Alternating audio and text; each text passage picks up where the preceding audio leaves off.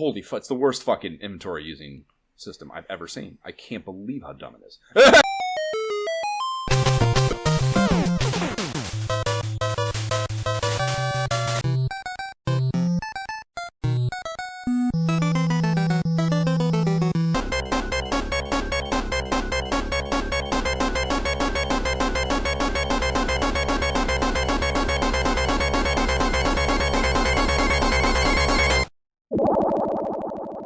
This is the Imperial Skulls of Honor podcast. I am Josh Folan. And I am Jay Baxtron.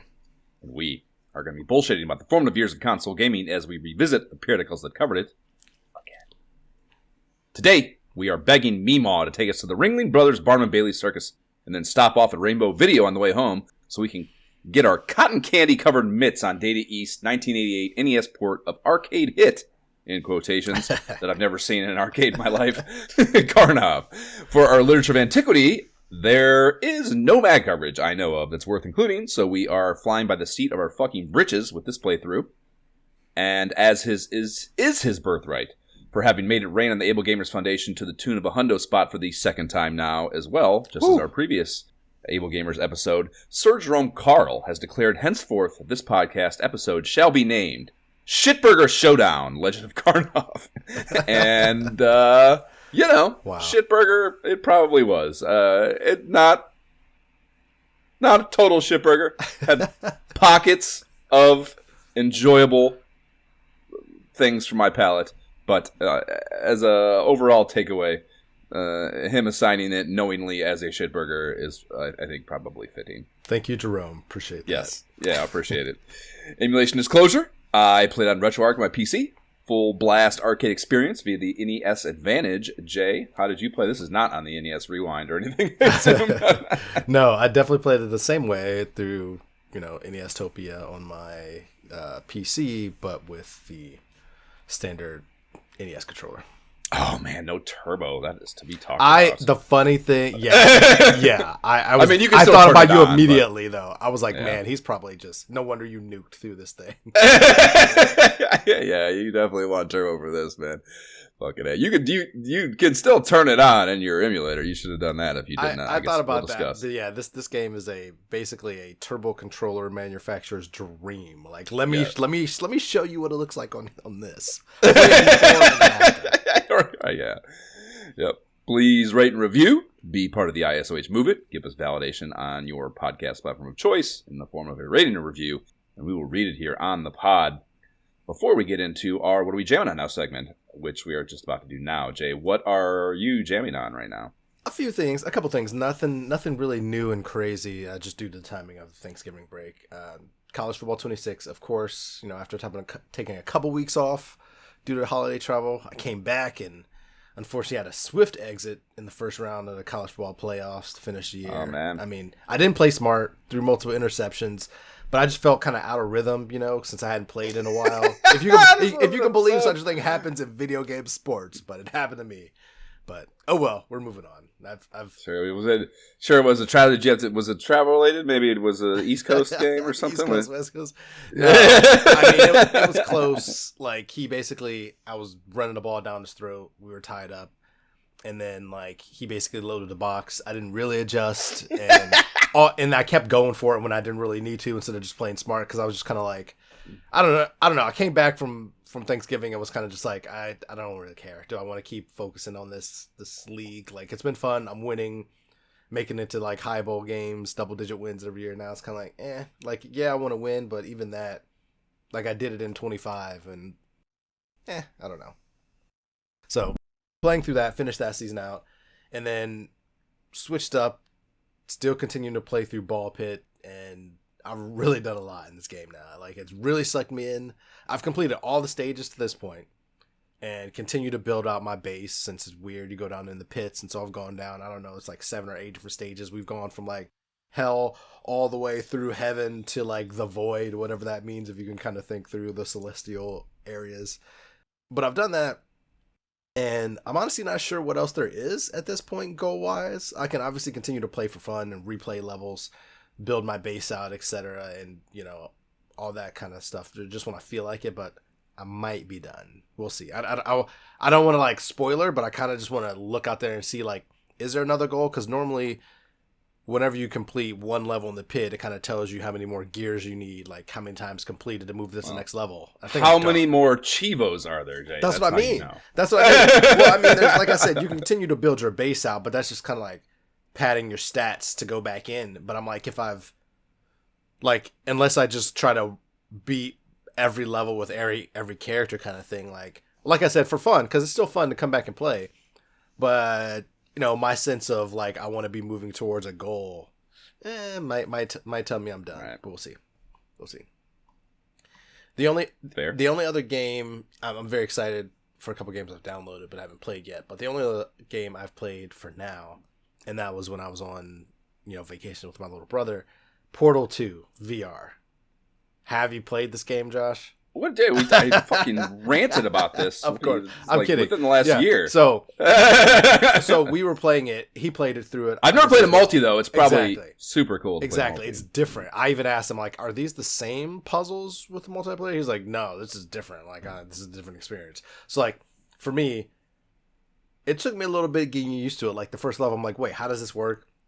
But after that, like, I really got into it, and it was really cool. There's definitely some times when, we're having adult beverages, having a good time, and I didn't quite understand. I'm like, what are we doing? We're getting to a level, and I'm like, what are we doing here? And then all of a sudden, he's like, it's fine, just jump in that portal. And I'll do it, and I'm bouncing through like 4 different things and flying through the screen. I'm like, whoa, how did you see the physics can definitely, well, one, you could have unexpected results, yes, of course, yeah. because whatever, make a poor calculation somewhere as part of the comedy of it. But yeah, multiplayer would be very interesting, I think, because I presume the puzzles honestly, most of the puzzles in the one player game probably would be nullified by having a second player, so it couldn't. And this is very much like we need all 4 of these portals in certain arrangements to get us there, or you need to go you gotta there play while I'm here. You gotta so you downloaded it on my Quest.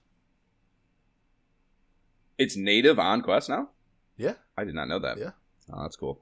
Yeah, we both had, because we were both traveling back to Ohio, so we both had the exact same Quest headsets. So we just yeah. You got to play the first player game, dude, because you got to get the storyline is so good. Like I said, the voice acting, all that shit in is so good. So you got to get you got to play it. Nice. Yeah, maybe I will. Like I said, it was fun. Definitely will play a lot more of it. So that'll likely be a game that we play from time to time just to kick it. Good stuff, man. But yeah, that's pretty much it, man. All the outside of that, just little dink and dank stuff here and there that I would normally just touch, but nothing worth talking about. Battlemarked. You got Battlemarked on your horizon. We got to try that. Battlemarked. Yeah. I've actually, I'm down. I'm down for anything new and cool and different at this point. Like, you got something new and cool. I mean, I'll talk about that here in a moment. It's not terribly different than Demio, but it is definitely more Demio. But is it cool? If it's cool, new Demio. Yeah. It is definitely cool. Because Demio is cool, and I would still. We almost played that when we were away too, but we just didn't think we had 2 to 3 hours to like sit down with all the family around us. We're like, we already got interrupted playing games we were playing. So you definitely need that for Battlemarked as well. Nice. Like I said, it's still very Demio in that regard. Maybe, well, I'll get there. The first thing is the Forest, which is it's what behind me right now. Man, I forgot how addicting this game was. Like that Walkman and those fucking yacht rock cassettes that you find for it, man, and just buzzing around, like building rock walls, killing cannibals, just like jamming to a Walkman it was a cool experience even before VR. In VR, it's unfucking believable. It's so fucking good. And I know why. I have a hypothesis as to why and how I dropped off of it last time. So it's not that it's completely inconceivable to me, but it is still wild that, like...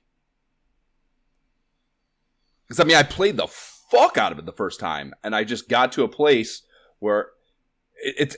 the simple thing is, it's because those caves. The caves they're terrifying. They're absolutely terrifying to the point of crippling. Like, I couldn't bring myself to go down into them because of the unknown of it and the lack of feeling like I had any power when I did so.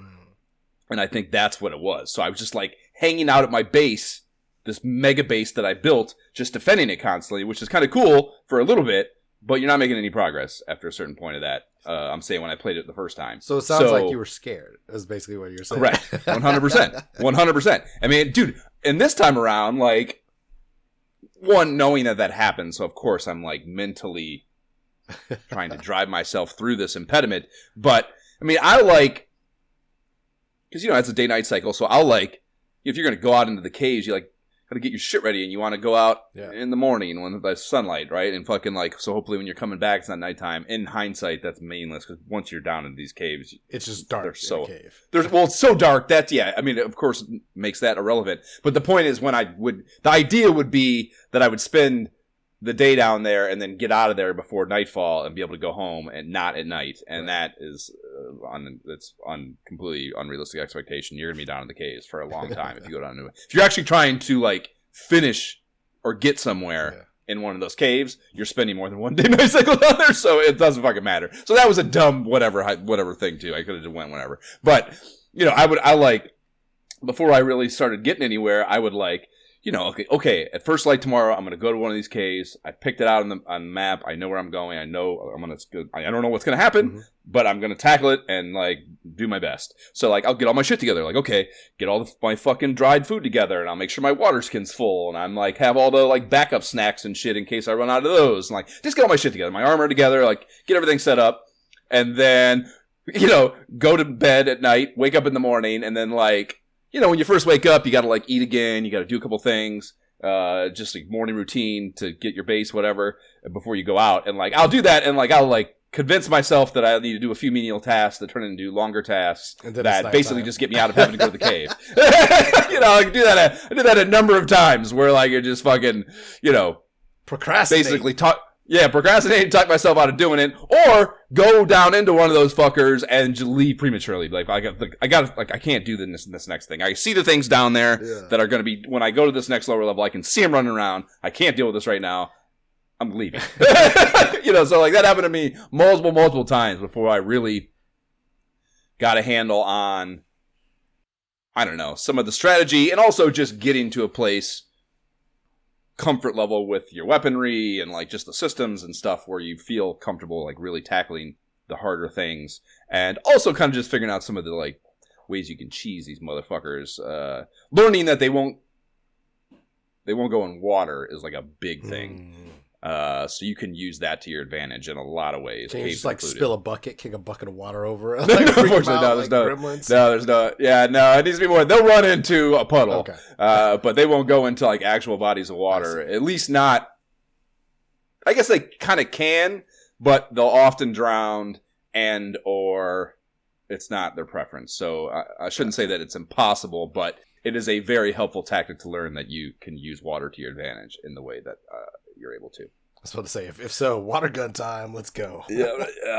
Whatever. So, you know, whatever. I got over that and kind of made some progress. And yeah, that is, I think, a big part of why I fell off of it before. Like, there's the caves thing, and it's fucking annoying and terrifying and all that.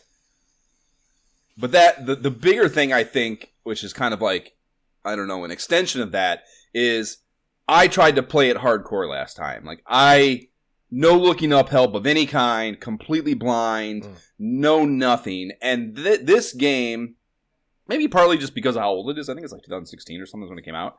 The VR iteration a little later, but, you know, it's the same game.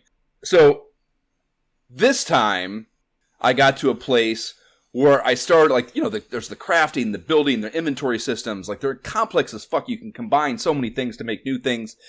There's just like things you don't even know are goals for you as far as crafting goes. It's almost, I mean, it's not as bad as fucking Witcher, but it's like there's just a lot to it. And I think without watching any videos on any of that, like I didn't watch any videos on any story stuff, not where any of the cool shit's located. Like I'm not watching any videos on that, but like watching videos on like how the fucking building system, the crafting system, like the building stuff for your base. Like there are so many little dumb things, again, because it's a little bit of an older game, especially that like you just never in a fucking million years would be able to just figure out just sticking your Legos together, you know? So, like, that sucks. Watching, I don't know, whatever.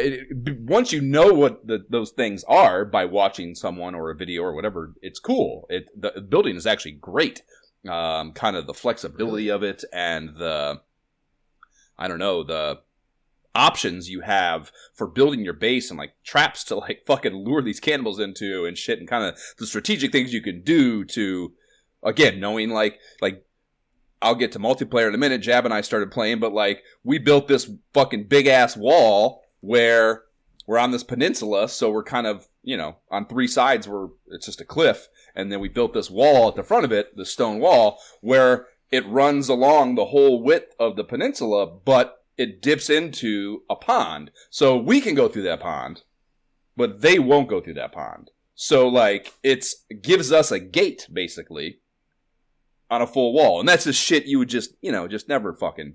I don't even know if I saw that in the video. I just kind of pieced together things that I'd learned from videos. I'm like, well, we have the situation here. I think this will work. Let's do this, you know? So shit like that, you know, that it's just really, really complex and intricate. And without having some level of foothold on kind of how all those systems work from someone who knows what the fuck they're doing. You know, you can build zip lines to get around. You can fucking cook logs across the island on the zip lines as a mode of traversing them more efficiently. There's just like a lot of shit that you would just never in a million fucking years come up with, I think, on your own for some of the problem solving and stuff.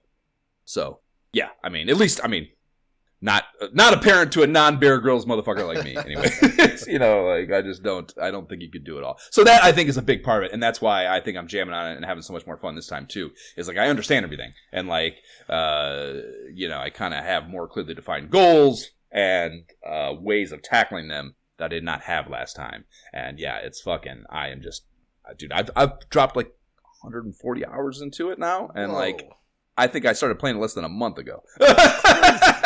And I mean, you know, that's one player stuff. And like I said, last week, Jab and I, the multiplayer is pretty fucking great, actually. That was one of the things I think that I saw that got it back on my radar again, is that people playing in VR together. Some videos of that, and they, you know, all pretty rave reviews of it. So I was eager to find a way to do that. Jab said he'd been thinking about playing it anyways. So we jumped in together and started playing last week, and we ended up getting pretty hot and heavy. And I mean, we probably put, you know, matching schedules, probably another dozen or so hours into it last week. So playing multiplayer, which is interesting. And there's a lot of things that are different when you're playing with two people, of course. But also it's the same thing, just with someone hilarious to enjoy those ridiculous, you know, running around with the Walkmans together. And fucking, like major construction projects. You know, we built that fucking wall, like I said. We built this big ass cabin with a tower jutting up out of, like a guard tower jutting up out of one corner of it. Then we built bedrooms in this fucking cabin, and we had to like argue kind of over who was going to get which bedroom, the way brothers would, you know. And like it came into how the politics of who got what bedrooms as kids came into the discussion, and like shit like that. That was just really fucking fun, you know. Like one of them was like ocean view through the window, and one is sunset view through the window. So we had to like decide who was going to get what, you know, which was pretty fucking fun. That's great. And there's also, he's playing on flat screen, of course. I'm playing on VR, and it's cool. That's even possible, I think. But two, again, it was such an old game. But one interesting thing about that is VR. There's a stamina system in the game, and the stamina affects your ability to run, your ability to swim fast, your ability to swing your weapon, you know, in battle and stuff, depending on how big of a weapon. Certain weapons are slower to begin with because they're heavier, yada, yada, yada. So the thing is, in VR, you are not hindered by stamina for your attack speed because you swing your weapon as fast as you can swing your arm with that fucking wand in real life. So he's watching, you know, we can see our avatars playing the game. He's like, you attack so fast. I'm like, yeah, I'm in here fucking going apeshit on these fucking things in real life. Like, so yeah, I didn't realize that was the case until he pointed that out. And yeah, so like, it's kind of funny because that's great. you know, I mean, he's starting to upgrade his weapons and shit too, but he'll always be more limited than me, no matter, you know, how many upgrades or whatever we do. So a lot of the situations, you know, we'll get attacked by like a band of cannibals and shit, and he just like fucking hangs back and lets me murk them all, and it's almost become a role play that like my big brother's just going to take care of this, you know. That's awesome. So that's been pretty fun. But yeah, like, you know, like we building the fucking. You actually got to go out and do all the resource gathering. It's a big part of the game, and you know, you're building things out of fucking trees, so you got to go out and log. And, like, you know, you make these log sleds that can carry 12 at a time, so you have to carry them and shit. So we're, like, going out, and, like, logging pisses off the cannibals, too.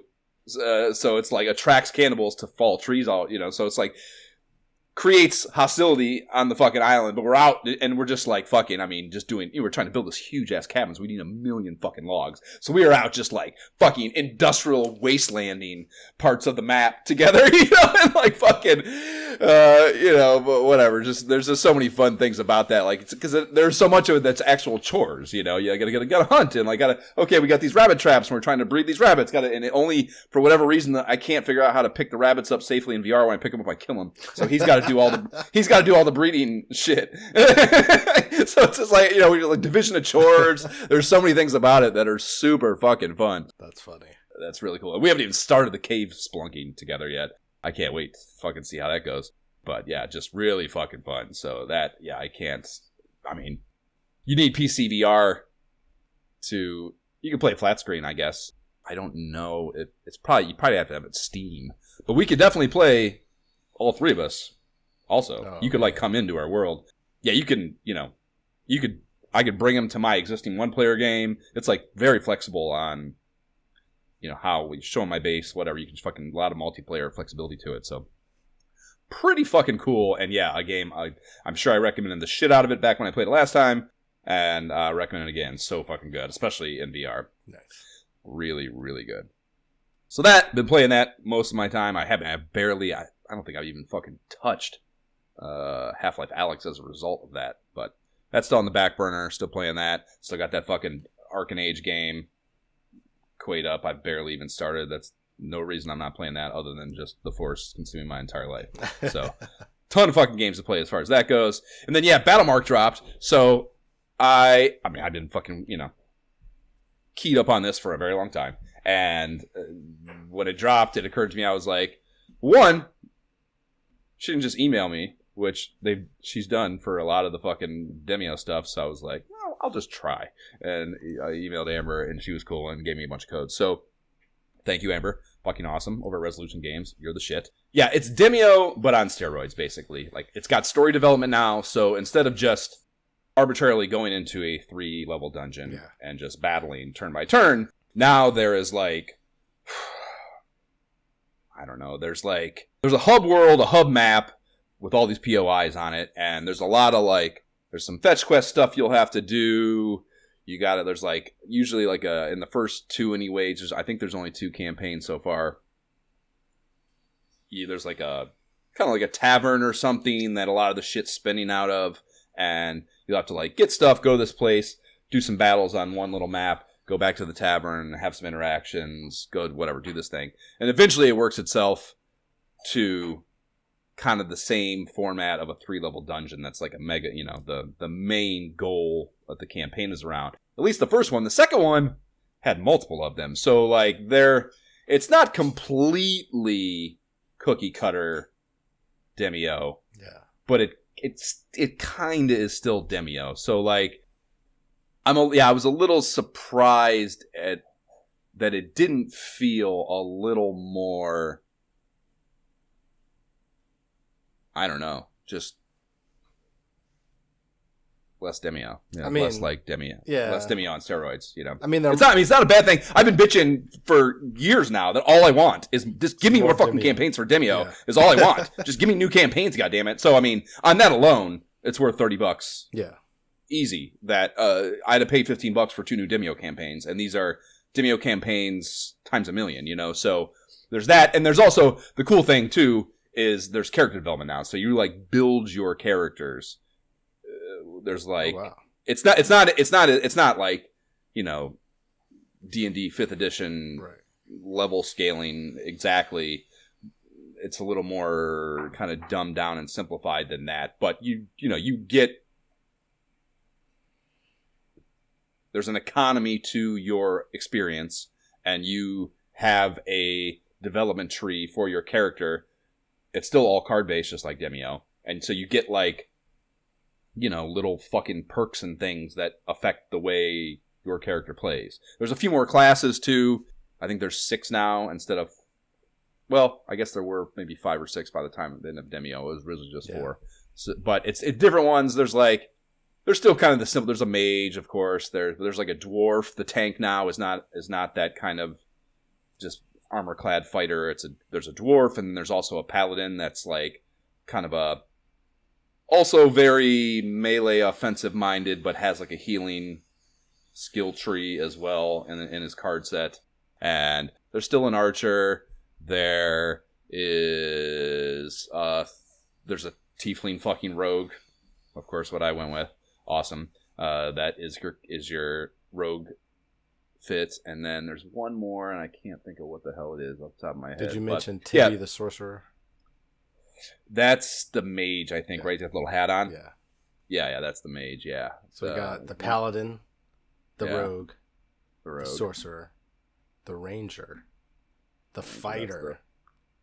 That's the dwarf. And the bard. The bard, yeah, duh. So, yeah, there's a bard. Yeah, it looks cool. I mean, they're marketing it as Demio Dungeons and Dragons, so that's, I mean, to your point, right, well, I love Demio, so. Yeah, they want to keep their branding on it for sure. Yeah. I mean, it is, again, it's just, I think it's much more Demio with a D&D layer on it than it is a D&D game with a Demio layer on it. There's no question. So that makes a ton of sense that they kept that there for sure. Yeah, I think, it's the voice act. It's good. It's a lot. Some of like that second campaign that had multiple 3-level dungeons. I was like, fuck. It took us like. We also had a glitch one night that made it longer, but I think it took us 3 nights to get through that. Like fucking long sessions. Okay. So yeah, it's easier. You just close it out whenever you want. The host can close it out, and it saves exactly where the hell you're at. So it's very whatever, can be broken up like that without any sort of problem. And it saves the characters, even if they were randos, it saves the characters that you were with when you quit. So if you want, you can ping them or set up a time to all come back to the server. And it's crossplay, Quest Steam, nice. Crossplay, no problem. So yeah, all the technical stuff, there's still bugs and shit because it's brand new, but generally speaking, all the technical functionality, pretty good. Well, 'tis the holiday season, so that means time off. That means let's get into this. Yeah, let's do it. So yeah, played, I don't know, I think I already did fucking 14 hours or something of that too, I saw on Steam when I go in to play Forest. So plenty of time logged on that already, and I'm sure that they'll be dropping more campaigns as time goes, assuming that I'm right about. It's cool too. That's interesting. Also, so you have these campaigns that hold all this kind of like whatever flavor going on to them, but part of beating them is you unlock. It calls them one shots.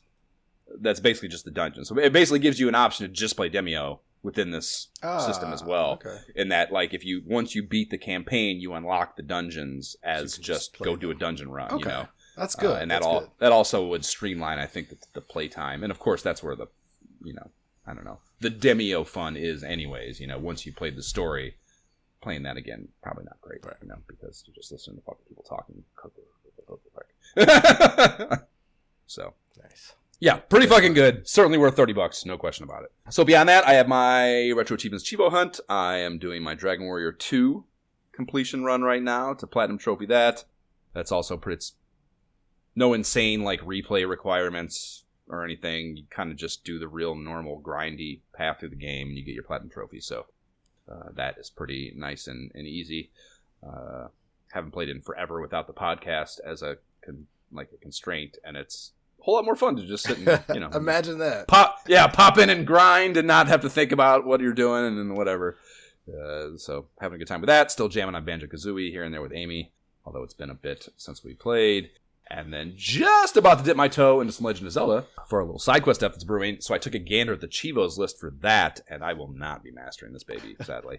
There is a ton of missables that require you to play the game kind of nerfed without various fucking things that are like huge quality of life improvements in the game. Rings, which up your defensive power, not having the master sword, yada yada yada. So there's a bunch of that shit. Insane. Yeah, so definitely wouldn't want to do that because you have to play through the first quest a second time to get that, and obviously it wouldn't be much fun because it'd be hard to shit without those things. And then there's a ton of second quest stuff too that I'm just never gonna do not have the constitution to weather. I don't believe so.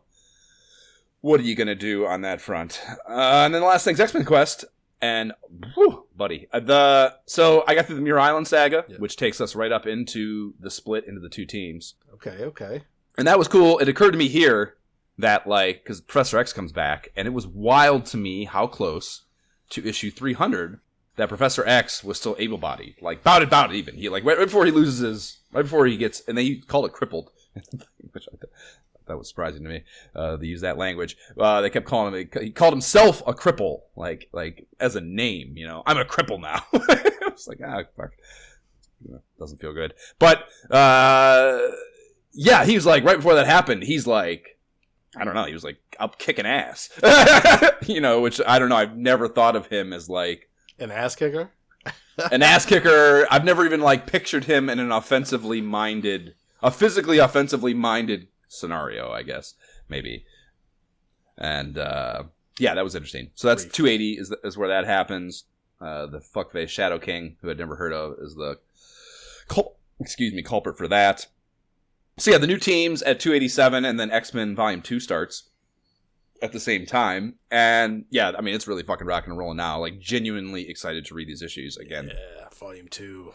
Yeah, you have the initial Asteroid M confrontation with the blue team and X-Men 1 and 2. Super interesting. Yep. I loved the, like, there was this moment where Cyclops and Magneto are shit-talking because they have this longer history than the more recent characters like Rogue, who I think they were banging or whatever. It was kind of like, not really explicit, but kind of seemed like they were. And just some of the newer characters that have not had the same experience or only know Magneto's phase where he was like taking, you know, like overseeing the school while Professor X was gone. So like Cyclops is talking shit to him, like, I know you're, you know, like, this is how you've always been. Like, so it was interesting to have that dynamic with even in the X-Men team, to have like these different opinions of him that made it a little more humanistic, I think, the way a group of people would normally have to deal with different opinions, you know. So that was interesting, I think, and a cool way to handle that situation that I enjoyed.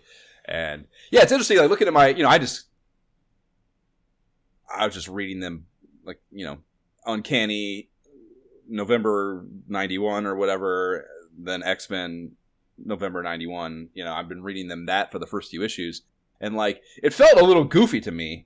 Like, it's not lining up perfectly. It didn't seem what the two groups were doing, you know. And then in, like, I don't know, Uncanny fucking 290 or something like that, it's like has a moment where like that happened before, or maybe it was in X-Men 3 or something, where like there was a moment with the gold team that was like before the team, yeah, like basically the moment that the two teams split up, you know, it kind of flashed back to, and I was like, what? And I went over to the reading guide and I was like, like the actual chronological order of these is not lining up like that, even within these brand new team issues, you know. So I got to pay closer attention to my reading guide for it to make better sense, perhaps. So that was interesting that wasn't more easily consumed, I guess. But yeah, I got to X-Men 4. Omega Red is introduced, which is like this really heavy Wolverine storyline, which of course I'm, you know, plucks my strings quite nicely. Got Sabretooth shit going on there. You get a lot of that Wolverine history, some of the Weapon X history stuff starting to happen, so that's pretty cool, and I'm excited about that. Kind of focus on him. So yeah, so that's where I'm at now. It's basically the beginning of that, and clearly the Asteroid M shit with Magneto is going to ramp up to Fatal Attraction. Yeah, I'm just super into it, and like, I was reading issues on the plane, and like, for some reason they don't have it. They're like, once it's split, I don't know if that's just like a copyright like moment, if it's just happened to luck out that way, but like, when they split, they're not an Internet Archive anymore. So like, now I had to find this other website, Zip Comics Online or something. It's not as bad as that really bad one I found way back when for the little stint that wasn't on Internet Archive, where it was like fucking Right. ads and shit. You know, this is like That's just some maniac's website that he has all of them cataloged on his fucking blog or something, you know, which is awesome. But anyways, I'm on the plane and like I can't. They're they're like 40 megabyte whatever fucking Delta's Wi-Fi. I wouldn't download them. So like I on the flight out that happened to me to New York, and like I could only read the 2 issues that were already loaded in my browser. I basically just have 2 tabs open where I'm just clicking to the next one over and over, you know. And I couldn't load the next one. I was like, fuck! So like I like preloaded extra tabs for the flight back, knowing that would happen, so I could read more on the flight back. So like, that's the amount of eagerness, the point being, to be reading the next issue. So that's pretty good. I like it, Josh. You could avoid all that, though, with your Marvel Unlimited. You could just download. Yeah, if I wanted to give these twats money, I'm not going to do that, Jay. You see the difference? Fair. Yeah. The non-consumerism, though. Appreciate it.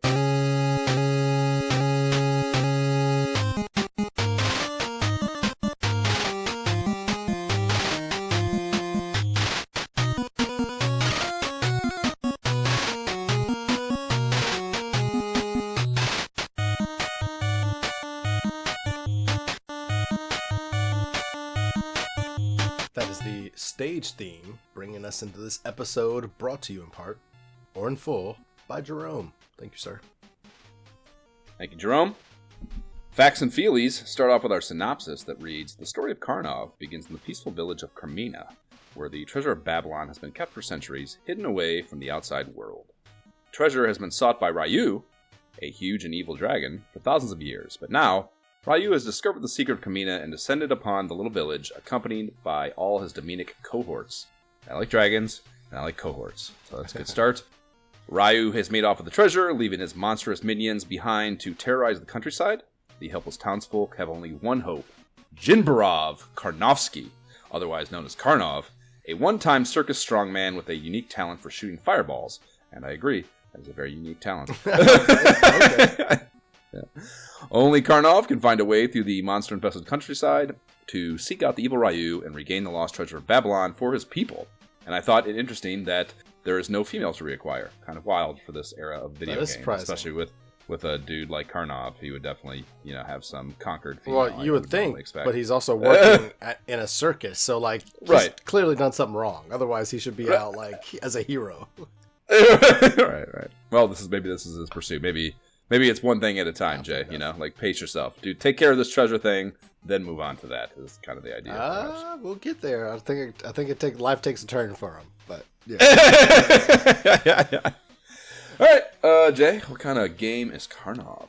This is an early action platformer. Just fantastic. Just fantastically early. Yeah, I was just gonna say, very early, very very early. It was released fairly closely aligned in the West and East as far as its drop dates goes.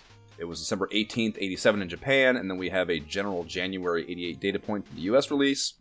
So January 1st, basically. So yeah, normally you have a much bigger window between those two things. So that was interesting. As far as happenings go, on January 88, on the 8th of January, Hewlett-Packard debuted the HP 28S scientific calculator in the marketplace, Jay. And this 32 kilobytes of RAM piece of American innovation, along with its 1987 predecessor, were the first calculators with a computer algebra system. And this basically boils down to, in my understanding anyhow, the first calculator that could do what amounts to PEMDAS and beyond. So, what does PEMDAS stand for, Jay? Do you recall? Not a clue. Really? This was not something that was hammered into you? When you say it, I might remember it, but off the top it's the order of operations for algebra, basically. It's parentheses, exponents, multiplication, division, addition, subtraction. So it's the way, when you have an algebra formula or an algebra problem, it's how you're supposed to do it to keep things go in the right direction. Right. Yeah. Oh my gosh, that's from way back. So yeah, that I can remember my fucking freshman. I think it was algebra. I think it's what the class was called. Yeah, freshman algebra. Oh my god, I was just gonna say what the fuck? I can't think of his name right now. Fuck! He was such a memorable teacher. He was like such an interesting dude. Like an incredible teacher. And we were all such dickheads. And he managed us all being such dickheads and was an incredible teacher all at the same time. It's such an impressive way. So anyways, I just remember him teaching me that specific thing, and I can remember it on the I can remember on the fucking chalkboard. I can remember doing all the bullshit with it. I can remember the fucking scientific calculators that we had in that class, and in so many other classes. Yeah, and that's kind of what the point of this being, or sparked my seeing this thing, sparked the memory of those, of course. So those calculators coming out then led to the proliferation of the texture instruments calculators, which were the ones that were, in everyone's classrooms. Yeah, and I was going to ask, is that what you had of course. down in Columbus as well? Of course. I remember the TI-82s being like the initial, you got to get this TI-82 or TI-81, one of those two. I remember 89s. I had the 83 Plus, I think it was the one I ended up buying for high school, maybe. It's the first one I had in high school. I would say it was like a TI-83 Plus. No, 83 Plus might be the one I got for college. I still have two of them. I think I had the 82 in high school and then an 83 in college as well. Still with all these full formulas written out on the 83. Like that was the jam. Yeah, man, those are, and yes, that what this invention really did, of course, was made it possible to play video games of relative simplicity anyhow, while appearing to do math classwork in school, at the dining room table at home, at grandma's, in detention, wherever you needed to project that ruse. This allowed you that opportunity. And, dude, I mean, everything, humanity is unable to do anything in moderation. So I hadn't thought about the games for those and what humanity might have done with them since this era that we're talking about for calculators, where you had simple Tetris, Minesweeper, Phoenix was the little fucking spaceship flying game, shmup game that a lot of them had on there. But there have been games now, dude. They've ported Doom to it, of course. There are Game Boy Final Fantasies that you can play on TI-83 calculators. That's and there's crazy. Emulators. There's entire emulators, of course, that you can play without even having the fucking calculator. There's a whole subculture of TI fucking gaming that you could do now if you really, really want to get back into it. And that, I was going through the list of things that are available to you, and I was just shaking my goddamn head, like, unbelievable. That someone has taken the time to make this possible is fucking nuts, man. It's fucking nuts. If we could just, man, if we could steer all enthusiastic, if we could steer enthusiastic humanity's enthusiasm for things like that into truly constructive endeavors, it would be amazing. That is true power, Josh. Being able to corral that energy, that creative. Yep. Fervor. If only. Will never happen. Fervor is a great word for it, but it will never happen, unfortunately. But it's a beautiful thought, I suppose. The utopia that awaits us if we were able to do it will be beautiful. So this month's Tyson Watch installment is TKOing Larry Holmes on the 22nd in Atlantic City to regain the undisputed title. And then on the 24th, the very first WWF Royal Rumble crowns Hacksaw Jim Duggan as the winner. And it's funny, I didn't have this in my notes, but it's connected as I'm saying it. I got my YouTube rap. I posted on the Facebook. And I got into a kick at some point this year where I was watching fucking old wrestling fucking pay-per-view events for whatever reason. And I remember watching the first fucking Royal Rumble, like, Hacksaw Jim Duggan one. Yeah, and it was like a whole deal. It was like a whole thing. I think I might even have watched maybe an interview too about it where someone was saying, like, I don't know, if someone got fucked over by it or Mr. Perfect. So it was like, I remember there being like some sort of scandal of like trying to, they were like, for whatever reason, the WWF was like chose, of course it's all, because I'm saying it's chosen in advance and like fucking like, that the Royal Rumble was, it eventually became, you just like, I think automatically, I don't know if it might have been the first time or not, but like the Royal Rumble was established to some degree or another as a tool with which to present an opportunity for the title belts, right? So winning that meant that, and like, obviously, so winning that was a whole thing that like the people who hadn't gotten that opportunity to reach that level yet, and of course the money that I'm sure that came along with that, and the tour dates that came along with that, and yada yada yada, was a very sought after thing. So yeah, it was definitely a high drama thing about Hacksaw Jim Duggan winning that first Royal Rumble. That was kind of interesting, I recall. When you said his name, I thought about him at first and just remembered all his stomping around with the 2x4s and all that. Yep. But it took my mind a couple seconds to catch up with the fact that you said he won the Royal Rumble, and I'm like, so you were talking, and I sat here and I was like, wait a minute. Yeah, it seems inconceivable to me too. Agreed. Yeah, he does not seem. I mean, he was, I want to say he was in that fucking Genesis. I want to say he is. I should say, not was. In that Royal Rumble game I have for Genesis. Oh, I'm sure. So he was a popular character. I hated him, but he was always around. Like, he was annoying to me. But he seemed benign. Like, I don't have any opinion. It's like you said that about fucking Big Boss Man. There's characters that like mean nothing to me. I don't feel like they had enough whatever. They didn't have enough juice to them to like generate an emotional response. Well, let me clarify. I might not have been as invested. I hated Big Boss Man. Hacksaw was just like goofy to me, so it was more just like whatever. Like, you're not cool to me. Like, you're not an exciting character to watch. I'd rather just other wrestlers fight, kind of thing. No, that is also how I felt about him, probably. But yeah, to me, that's just, I have no opinion. So the top of the Billboard Hot 100 was George Michael's Faith. And then lastly, but not leastly, the U.S. box office was still championing a November release. My boy Steve Gutenberg's Jam Sesh with Tom Selleck and Ted Danson, 3 Men and a Baby. And did you know that was fucking directed by Leonard Nimoy? Or Nimoy, rather. Really? Fucking Spock. Whoa. Yeah, I didn't know he directed anything. I definitely didn't know he directed that. Right? He directed hot stuff back then. Who you know? Yeah, that was reality rattling information in my view. And the number 3 on the week was Eddie Murphy Raw. And that, I mean, I don't know. It's a comedy special, if you don't know that. And the idea that Eddie Murphy was that big. And I know, like, it wasn't, it's not the same thing. You couldn't watch shit like that at home nearly as easily, if at all. So it's a different climate for it. But the idea of people paying full-price theater tickets to sit in a theater and watch an hour and change comedy special just because that human being is telling the jokes is a whole nother level of stardom, I think, that is almost inconceivable for a comic, I feel like, nowadays, You think so? You don't think? I mean, whatever. There's ways to do it, but I mean, again, I'm saying the one-to-one comparison of a theatrical presentation nowadays. Impossible. Literally impossible to make that work financially, I think, in present day. There's no one big enough for that. And I understand it's a different climate that he was big enough to do that in a more, copacetic climate for it to happen in.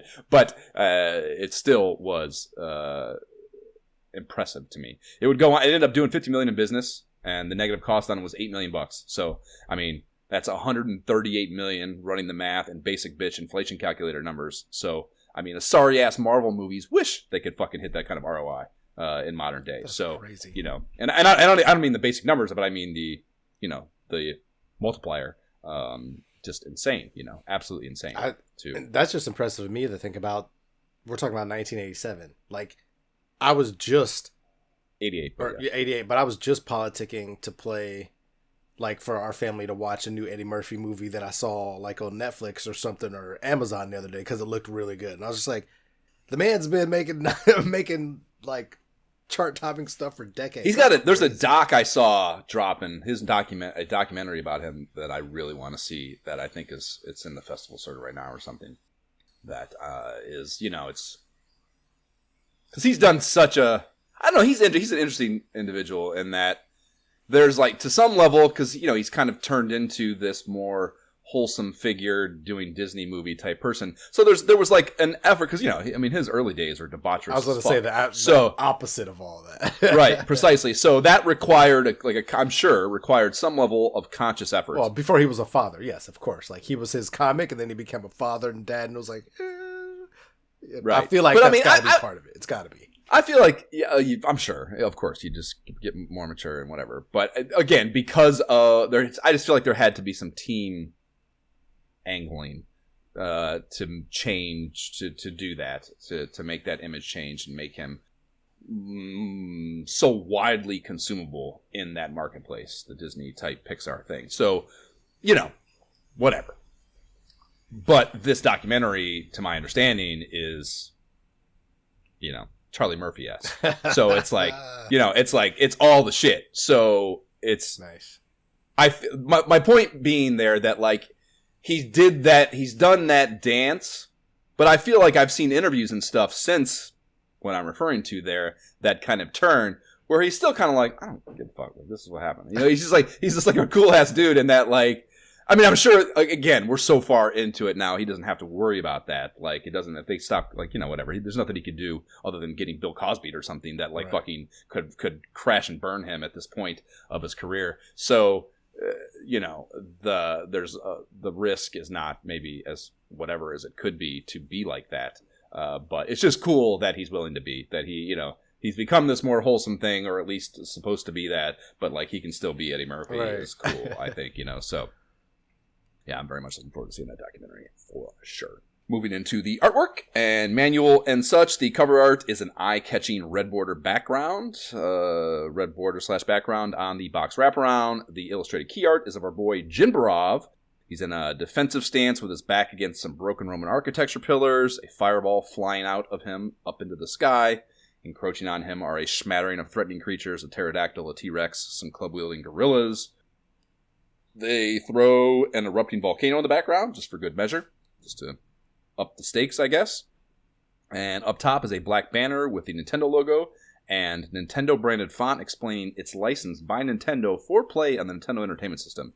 And I'm sure many boxes of the time had something like this, but I feel like this, like, to me, looking at this box cover, really stood out and is going the extra mile to explain exactly what the fuck is in this box and what hardware you need to play it, which would have been a requisite and smart thing for a company to be doing, a third-party developer, I mean, this early in NES lifecycle. Like, it seems maybe second nature to us now, but early on, you got to worry about... It's like I saw a Blue Sky post yesterday for that Custer's Revenge fucking game on the Atari 2600, which are those Swedish erotica games, right? So, like, they're fucking insane games, of course, but, like, I was looking at just the bullshit on it, and, like, in addition to the insane cover art, of course, you have, like, a lot of stuff, like, this is not for minors, and, like, there was no game fucking ratings board or anything in 1981 or 2 or whatever the hell that game came out in. So, that needed to be on the box because the person selling Atari games had no fucking clue what any of these things were. So, like, you had to put shit like that on the box to make these people aware and even vaguely cognizant that this is a mature themed game. They don't even, most people, Swedish erotica, like, yes, everyone knows that's porn now, but like a 45-year-old guy working at Ames in fucking, 1981, no idea what Swedish erotica is probably. Right. So you gotta put shit like that on the box, and it had me thinking a lot about kind of, I don't know, some of the just stuff you had to do because video games were so early in the timeline that like people didn't know what were in those boxes, so you had to kind of be specific with that shit. Explain everything. Right. So that's here. The back of the box is very unorthodox. Instead of the screenshots stacked one on top of another going down the right margin, there are 2 rows of 2 screenshots side by side, and I think these are from the arcade game. That is not the NES port in those shots for sure. The shot of the T-Rex boss was a great choice in any event, regardless of where they are from. Pitch copy back here is unique as well. Karnov, the fire-breathing Russian, is seeking the lost treasures of Babylon. He runs, swims, jumps, climbs, and flies through 9 levels of gameplay. Countless bizarre enemies of various sizes and strengths are out to prevent Karnov from finding the treasure. And, Jay, are you excited about the Burger Time connection mentioned here and their listing off the arcade resume that they have? No? Not even a little bit. Weird. It's weird, Jay. I don't get the hate for that game. That's a great arcade game. You really need to get your shit together. Oh. Moving into the manual, it is real succinct on the page count, 16, color cover, black and white innards, and page 7 has some important particulars. Beneath the Super Fireballs heading, it is explained that you begin the game with 3 lives, and you have what basically amounts to 2 hit points. So if you're hit once, your sprite turns blue, hit again, and you die. And if you pick up a Super Fireball while blue, you regain that lost hit point and turn back to your normal color. The Fireball shot upgrade tree is also broken down here. So you pick up 2 Super Fireballs and you're awarded the double shot, and logically a third will get you the triple shot. And if you need the pickup for a health replenishment at any point, so if your sprite is blue, you do not get the upgrade that it would otherwise provide. So it does turn the sprite, the fireball sprite, blue also to help signify that. But that is important to note when trying to stack your triple shot. And to be honest with you, playing this game without the triple shot, I'd rather jump off the roof. I wouldn't even know what it's like to do that. Like I was triple shot. I was that way the whole game. I don't know. Not like, do it. Yeah. I don't understand how that happens. Because like even when I got hit on blue, and obviously we'll talk about it later, but I feel like whenever I did get hit, it was on a boss, so I was able to get full power again upon defeating him, or at one of those spots where there was automatically one of those fireballs that like get me back to full power again. So like I feel like I never lost I never went below 3 until the very end. Well, 2, I assume you mean. No, 3 fireballs.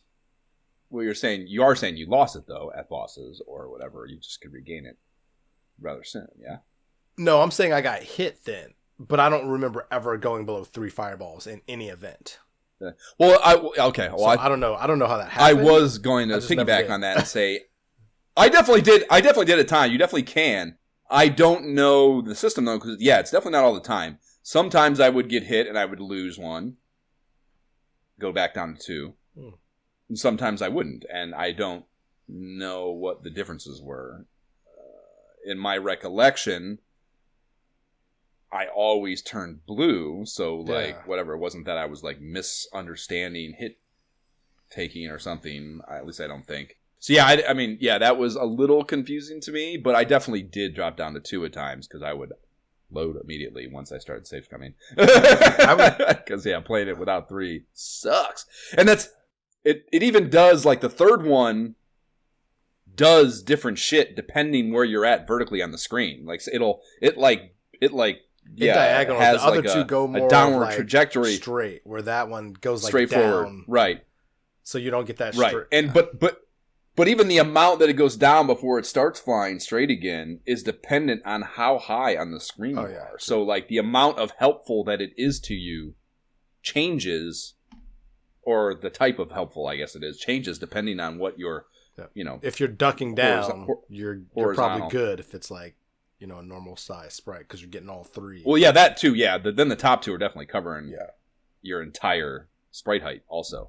But I mean, it drops below your feet, below, and like we'll shoot things way below you if there's enough room down there to do it. So it's not homing by any length, but it does vary, and that's interesting. It's like it goes diagonal until it can hit something, and then it goes straight.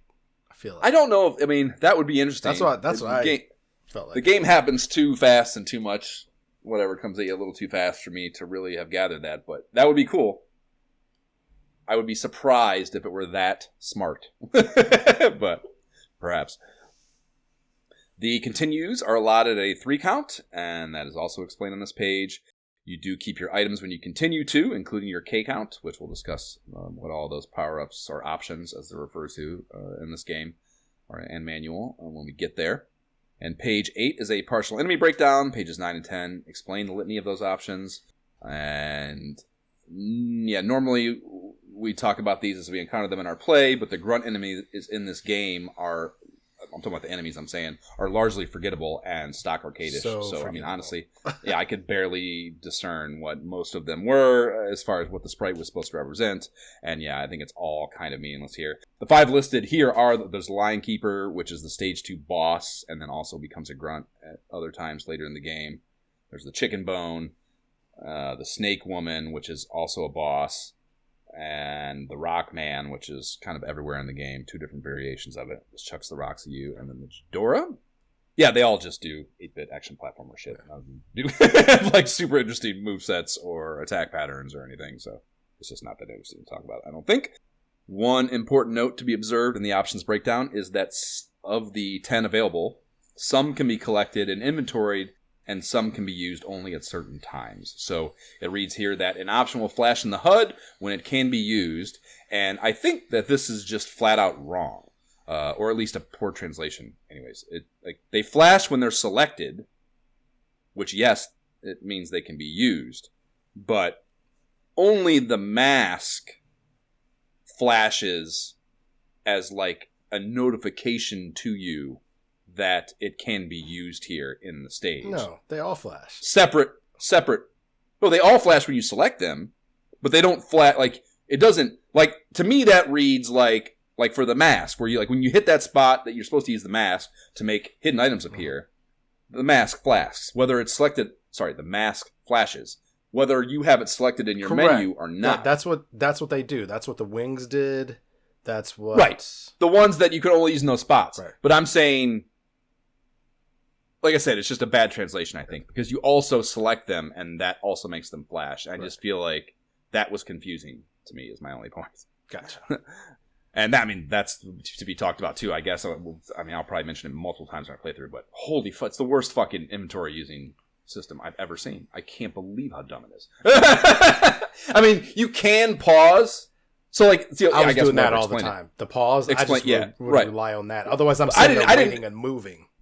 Right, exactly. I didn't discover that until a few stages into the game. So I played it super stupid for a while and just was angry about how dumb it was. But yeah, so the menu there is there in the HUD at all times. And if you hit left or right on your stick to move your character, the cursor or the selected item in that menu also moves with it each time you hit it. So you're always changing the item you have selected as you play the game. And that, at its core, is stupid, period. You can hit pause at any time, select the thing, and hit select and use it. So when you come back from pausing, it's used, and it doesn't matter what was happening while you were playing the game, I guess. But just because your stupid human lizard brain wants to do things most efficiently, you will still sometimes try to use it without pausing first, and every time be annoyed. And yeah, it's so dumb to me that that's even an option, and that something more, whatever, that seemed like a good idea, is amazing to me. It's really, really stupid, and I've just never seen it any other place in any video game ever in my entire life, and I just cannot believe they put it in here. The only thing that felt more reliable was the ladder use. Because I would just move until the point where the ladder would light up, and then I would know, okay, I can place it there, and I'll have to move again. I guess there were certain places you could put it in, certain places you couldn't, so I would just go and wait for it to light up again, like, okay, now I can place it there. And if it wasn't a good spot, I would go turn around and move a little bit. No, you can definitely waste that ladder anywhere you want it. I did. There are certain times it wouldn't let me place a ladder. It wouldn't let me select it. It wouldn't let me It's probably just because you were not on... I think it just wasn't... You got to be, like, on the invisible grid. A whole block of the invisible grid. You know what I mean? Does that make sense? Like, if you were, like, in between placement points, and by place... I mean, it can be placed on every whole... If you think about them like bricks on the ground, every whole brick it could be placed. But if you were in between two bricks, like on the midpoint of them, or the break point, the dividing line between the two squares of space to stand on, it wouldn't place until you walk to the next thing. So I promise you, I wasted it a million times in a million dumb places. Especially because eventually, to me, the items were pointless. They all, most of them. I did start using. Well, we're getting to that too. There's a couple that I started using late game when I understood better. One, there were situations that were just requisite and made it traversable at all, really. But for the most part, they're not. I mean, the bombs and shit. I feel like what you're saying learned how to use those. Is exactly what I was experiencing, because it wasn't until stage 8 that I figured out where I was actually able to blow a hole open in a wall. Because I was like, wait a minute, you're supposed to place it here instead of have to. Yeah, exactly. And even then, why can't I move forward? Even then, like that, when you're going through that flying, you're talking about the flying stage, right? That's 8. Even then, when you blow that first hole in that wall, it doesn't make it disappear. Yeah. So you still got to walk through that, and the next, so dumb. That's super dumb. And in hindsight, that stages where you get those bombs initially, there's a bunch of that, I guess, available to you to open up those areas that I could not even begin to figure out. But that's my thing, though. This whole game, clearly I missed, it had to be, I don't know, half of the cool stuff, supposedly, the items to be found, just because I realized I didn't blow anything open until 8. And I'm like, okay, I didn't realize clearly it had to be in the middle of the block. I'm like trying to scoot it all the way over to the edge, like you would think that's what you, or even scoot it back a little bit. And now at that point, I just decided, okay, either I don't need to go blow this open, or this is not. I haven't found the spaces where I'm supposed to use this, or I'm just skipping them. So Yep. Yeah. No, it was Screw those I items, also had there's a lot of them are pretty useless. Notable history and Game Genie codes that didn't make me feel like I was cheating, Jay. So first of all, dude, there's so many cheats to choose from. So I didn't open it back up, but like I figured out how to get the cheat codes again through NEStopia. And so, because that just loaded the full list of them instead of just me going to look. There were more than like if I just do a normal search online to see what kind of game there were just so many. But essentially, like they were all cheating very much. But they're all cheating. Like I ended up looking, for example, infinite lives. You can freeze the timer. I wasn't sure how punitive the timer would be. To me, it was irrelevant, but you could do that. Yeah, number ones came up. There was like so many of like gain 3 of most items, gain 97 of all items, gain like 50 of every item you pick up, stuff like that. And I'm like, that feels like cheating too. So I didn't use any of those, or like never lose items. And then you could start on like every single stage. I might not feel like that. I might feel like that. What, never losing items? Never loses items. Like once you get it and unlock it, you know, I kind of feel like, because again, the way we just talked about how some of them work, and there's a lot of trial and error, and da-da-da-da-da, and even when you place them right, you're not sure if you're doing it. Like, there's a lot of that shit. I think I could do that and not feel bad about it, actually. After talking about that, I could see that, just because I definitely tried bombs multiple times and just save scum to try it again and be like, all right, it didn't work, let me try it again here. And I'm like, what? Right. Okay, forget it, kind of a thing. Right. But in the end, the only code that I did use was to start with 9 lives, like a cat. So okay. did not end up using them or needing them. But I figured with only 3 continues, I wasn't sure how this experience was going to go. Let me just get more lives as a buffer.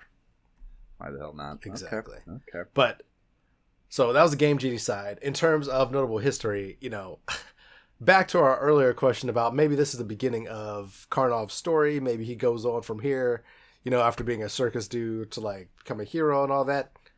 In the words of the great Lee Corso, not so fast, my friend. Not so fast. So there was never like a sequel to Karnov, but this dude does show up, but it's always as an enemy.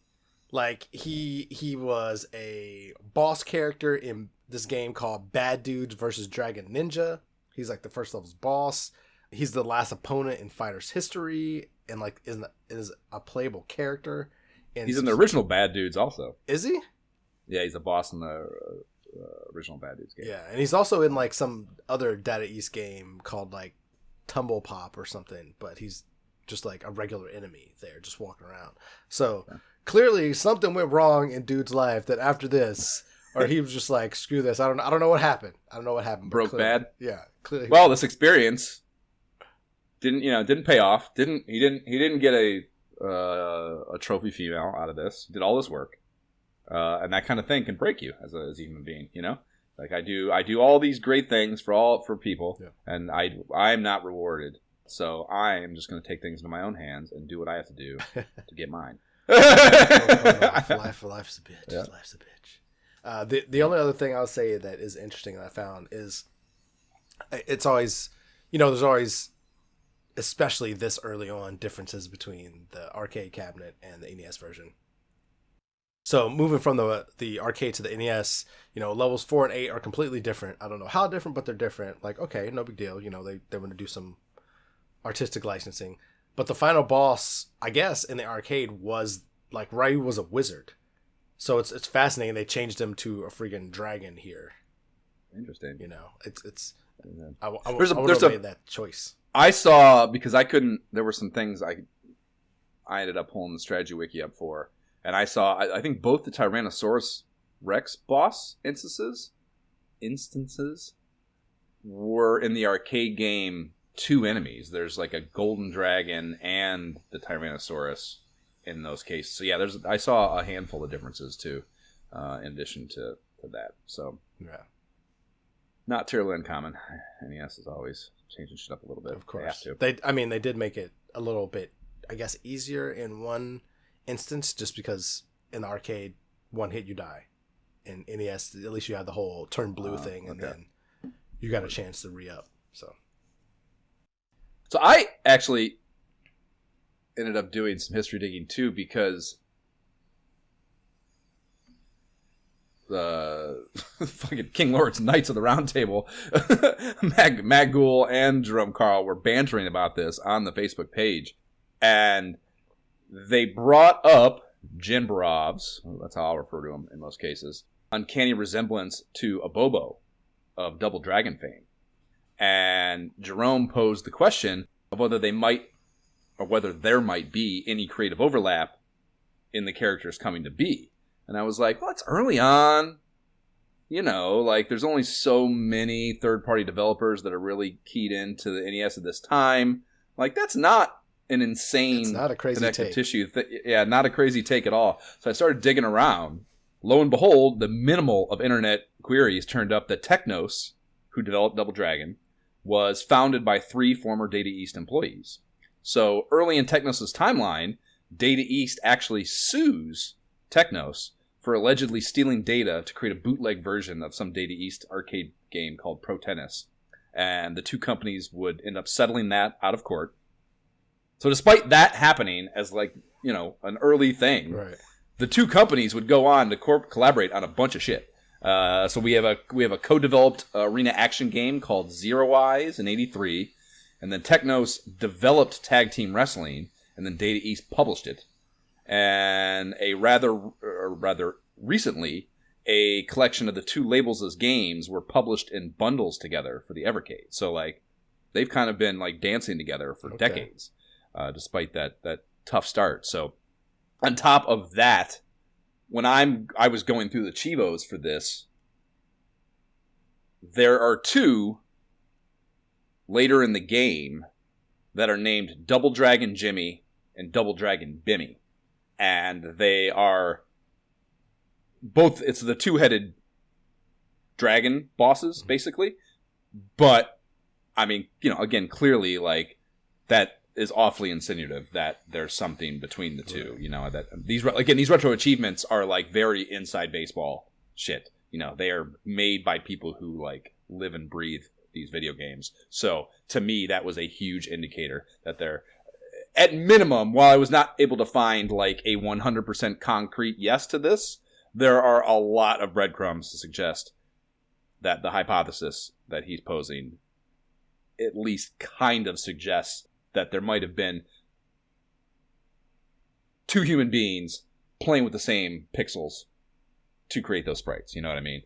This early on. So that was a pretty good guess, I think, on his behalf, and plenty of connective tissue to suggest might be the case. The other thing, too, I saw that while doing that, there was a Tiger handheld for this, which I never knew.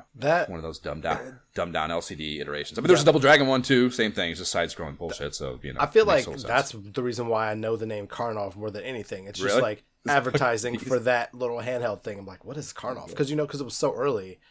But I didn't play or really see this game. Like, this is not a game. Whenever we go through all these magazines, there are games I visually remember that cart, that box, like it. Right. Obviously, loving these magazines. This is not one of them. This is not. So I only remember it because of you can play Karnov, like, on the thing, like, from that version. So this is very different. Yeah, we probably should. That should be part of every one of these stupid episodes that we do. We don't really do it, but yeah, I mean, I don't. Yeah, this in a general sense, like it's one of those games you just kind of like Bad Dudes. I mean, Bad Dudes is more present, and those were on more kids' bedroom floors for sure. Bad Dudes was much more popular, I think, or prominently whatever sold. But I knew the name. I could, if I saw the cart, I'd be like, I know that cart. But, like, it's not a game that I really ever remember playing.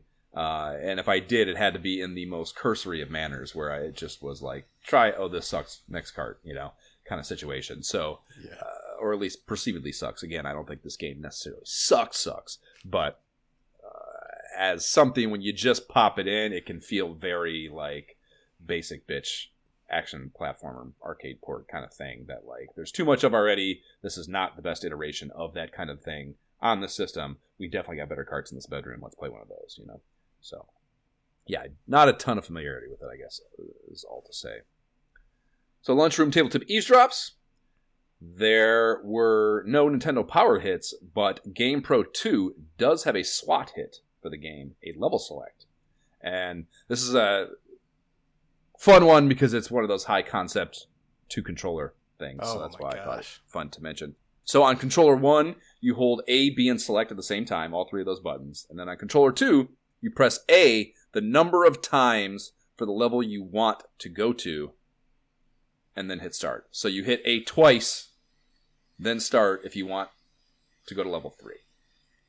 That makes sense? So however many you want to add to level 1 where you would start without this code, that's how many times you hit it, and then you hit start and you go to level. So interesting. You can execute that yourself, of course. It's not impossible, but I bet a shit ton of kids did it in tandem with a buddy. Oh, for sure. When they found this. Like 2 kids, each with a controller, like, okay, ready? It's like a really fun thought, I think. So, yeah, that's the one thing about those multi-controller things that is kind of fun, is it requires some fucking teamwork, and that's, of course. This is definitely a little brother thing. Like, I need you to hold these buttons down. Yeah, okay. Listen.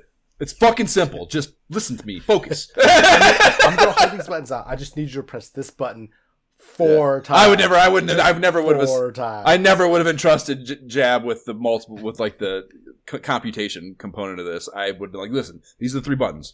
Fucking take your hand off the cupcake for a fucking second and put your fingers on these 3 buttons and just hold them and fucking sit there until I tell you to stop. And then I'll do the thing to go where I want to go. Never would have given him any math to do, for sure. I kicked around some economic analysis stuff with this. I thought there might be something with the circus shit, which is why it's in that. I had it in the opening bit too.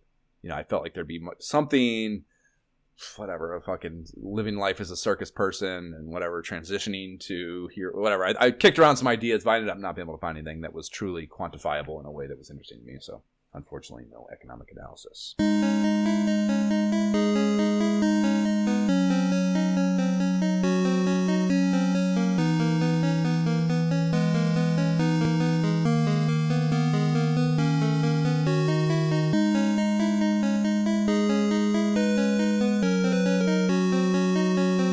That is the intermission theme, whenever the fuck that plays in this game. Neither of us have any idea. We just discussed off mic. And we get started here with our title screen, and there's no legalese prefacing. We are immediately looking at 2 blue dragons, faces very close together, hocking fireball loogies into each other's mouths. And the fireballs freeze before they quite get in there, though. So gross. Okay, not quite as gross. Karnov in yellow-orange text occupying the space between their bodies. A little data east, the conjoined D&E logo up above, then a modest bit of legalese down below them. No music, no demo, no bullshit. Get to work. Excuse me, power player, this is an arcade game. You don't need no stinking preface. You hit start and are presented a very arcadey get ready screen. And this is white text on black. Next, stage 1, ready, high and current scores, remaining lives next to a full Karnov sprite. Then we cut to stage 1. Some man-made architecture, a dragon statue, some platforms set against a kind of maybe mountain range background thing going on, and could also possibly just be clouds in a blue sky. Hard to be sure. MMC1 chip action on the NES. Never know. In fact, there's a background at all. You're lucky. Shut up. Play. A bolt of lightning comes crashing down from above, and where it hits the platform next to the statue, Karnov appears. He's appears down on one knee. And this seems like a very impressive mode of travel for a mere circus performer. Much like the fireballs, this guy has some elevated capabilities that are not fully explained to us at any point in the literature that accompanies the video game. And as far as controls go, there are more words in the obtuse heading on the controls page of the manual than there are words explaining the moveset itself. It reads names of controller parts and operating instructions. that's the fucking heading of the controls in the manual. And the A button jumps. I would say the jump is a little stiff, but I do like the slow float. Yeah. To your coming down. Floaty. That's a nice position where you land. Very key. Right. Kind of nice. You do have a left to right control during the jump, so it's not Castlevania shit here as far as that, you're on the trajectory that you go on. But if you walk off an edge and are not jumping to initiate your airborneness, you do just fall like a rock. Well, I shouldn't say fall like a rock. You still float, but you don't have the left to right control over You fall it, immediately too. Like you don't. It's not like your trajectory. If you're like going to the right, you keep falling right. You fall down, straight down. There's no moving. You're stuck. So yeah, it does defy physics in that way too. Yeah, for sure. That he just like and you know it feels that way because I think like the hit detection, maybe in general in this game actually could be criticized a bit, but in that regard also, like you fall off the platform, like it feels like a pixel or two before you're actually at the edge of the platform, you know? It does. So I think that adds to that feeling that like, like I'm fucking, like I know, like it's nothing. Just like immediately you're falling. So in that way, it looks like you're falling through the platform even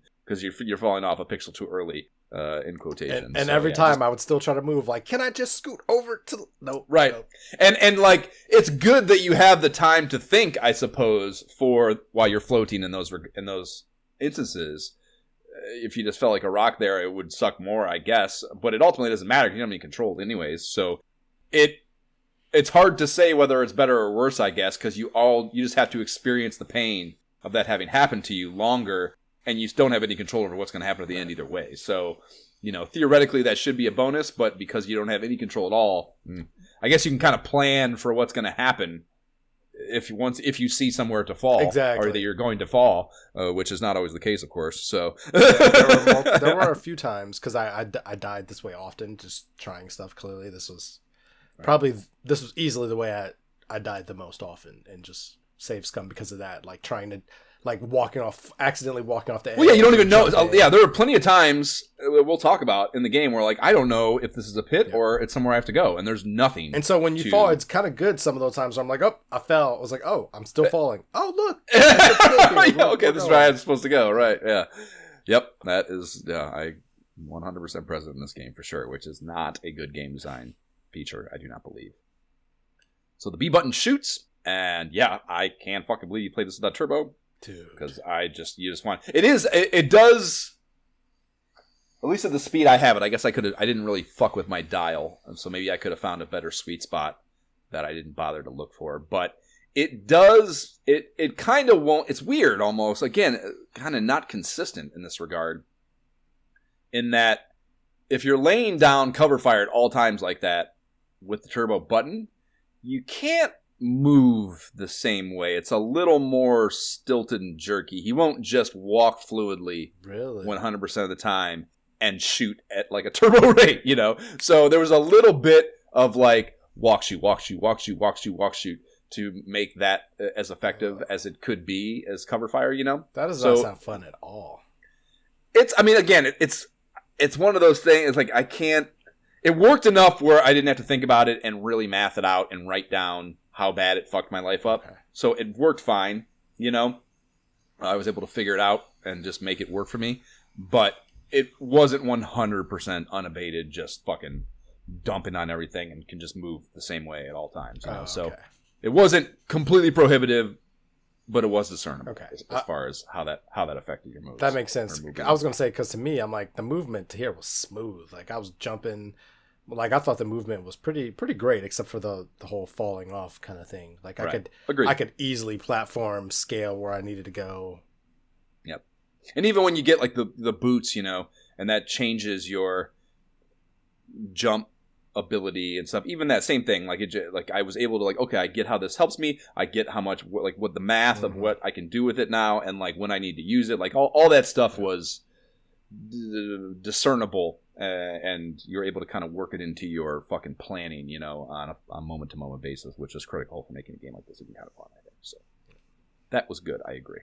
This is, so you move Karnov with control pad, of course. This is the other control function you have, and you can scroll the screen back to the left at least some in this game. So you, for the most part, move right, but it's not entirely, and you can't just go back infinitely, maybe. I felt like it wasn't even like a predefined amount either. It was like a moment-to-moment design decision presented to the player to allow you to go back and get items that maybe you saw, and this was the way to get to them is to backtrack a little, or it allows you to approach an enemy in a better way or something, you know. I felt like it was intelligent design that this is presented as an option to you, not just some like basic you can go back a half screen at all times. Oh yeah, or something like that, I felt like that pre-designed places where you could and could not go back, and then like, oh no, once you hit this spot, this is a do not go back kind of thing for sure. Because I at first I thought like, oh, I can just kind of go back because I guess I could at first, but then after that I realized nope, it's much more not at all times. defined. Right. So yeah, I mean, I found myself doing this a lot as I played through this game. Is like really heavy comparisons. I already said it for the Simon Belmont syndrome for the jump trajectory thing. I found myself like really, really comparing this to kind of benchmark platformers of the time on the NES. Really? If maybe just because of the fucking podcast, I don't know. But I felt like grading it against that in a lot of places. And I don't even necessarily mean like, of course this isn't better than Mario 1. It's not like I'm fucking saying it's, oh, it sucks because it's not as good as Mario 1 in this regard. But I just found myself using those like different things as benchmarks for this. And in this case, it was Mario 1 syndrome to me, where like that is like a 100% no backtracking whatsoever. Once you clip whatever off the screen, there's no going back in Mario 1, you know? So this was not quite that, is my point. And that's fucking it. That's all you need to know. There's a second page that does explain the select button, along with the D-pad, is how you make use of the options from the menu. We talked about that pretty extensively already. I don't think we need to rehash that. As far as the HUD goes, there's a bottom black bar that's always present, in which we have the stage timer. And fun fact, of the 5 full-length music tracks on the OST, an entire one of them is devoted to having a low timer.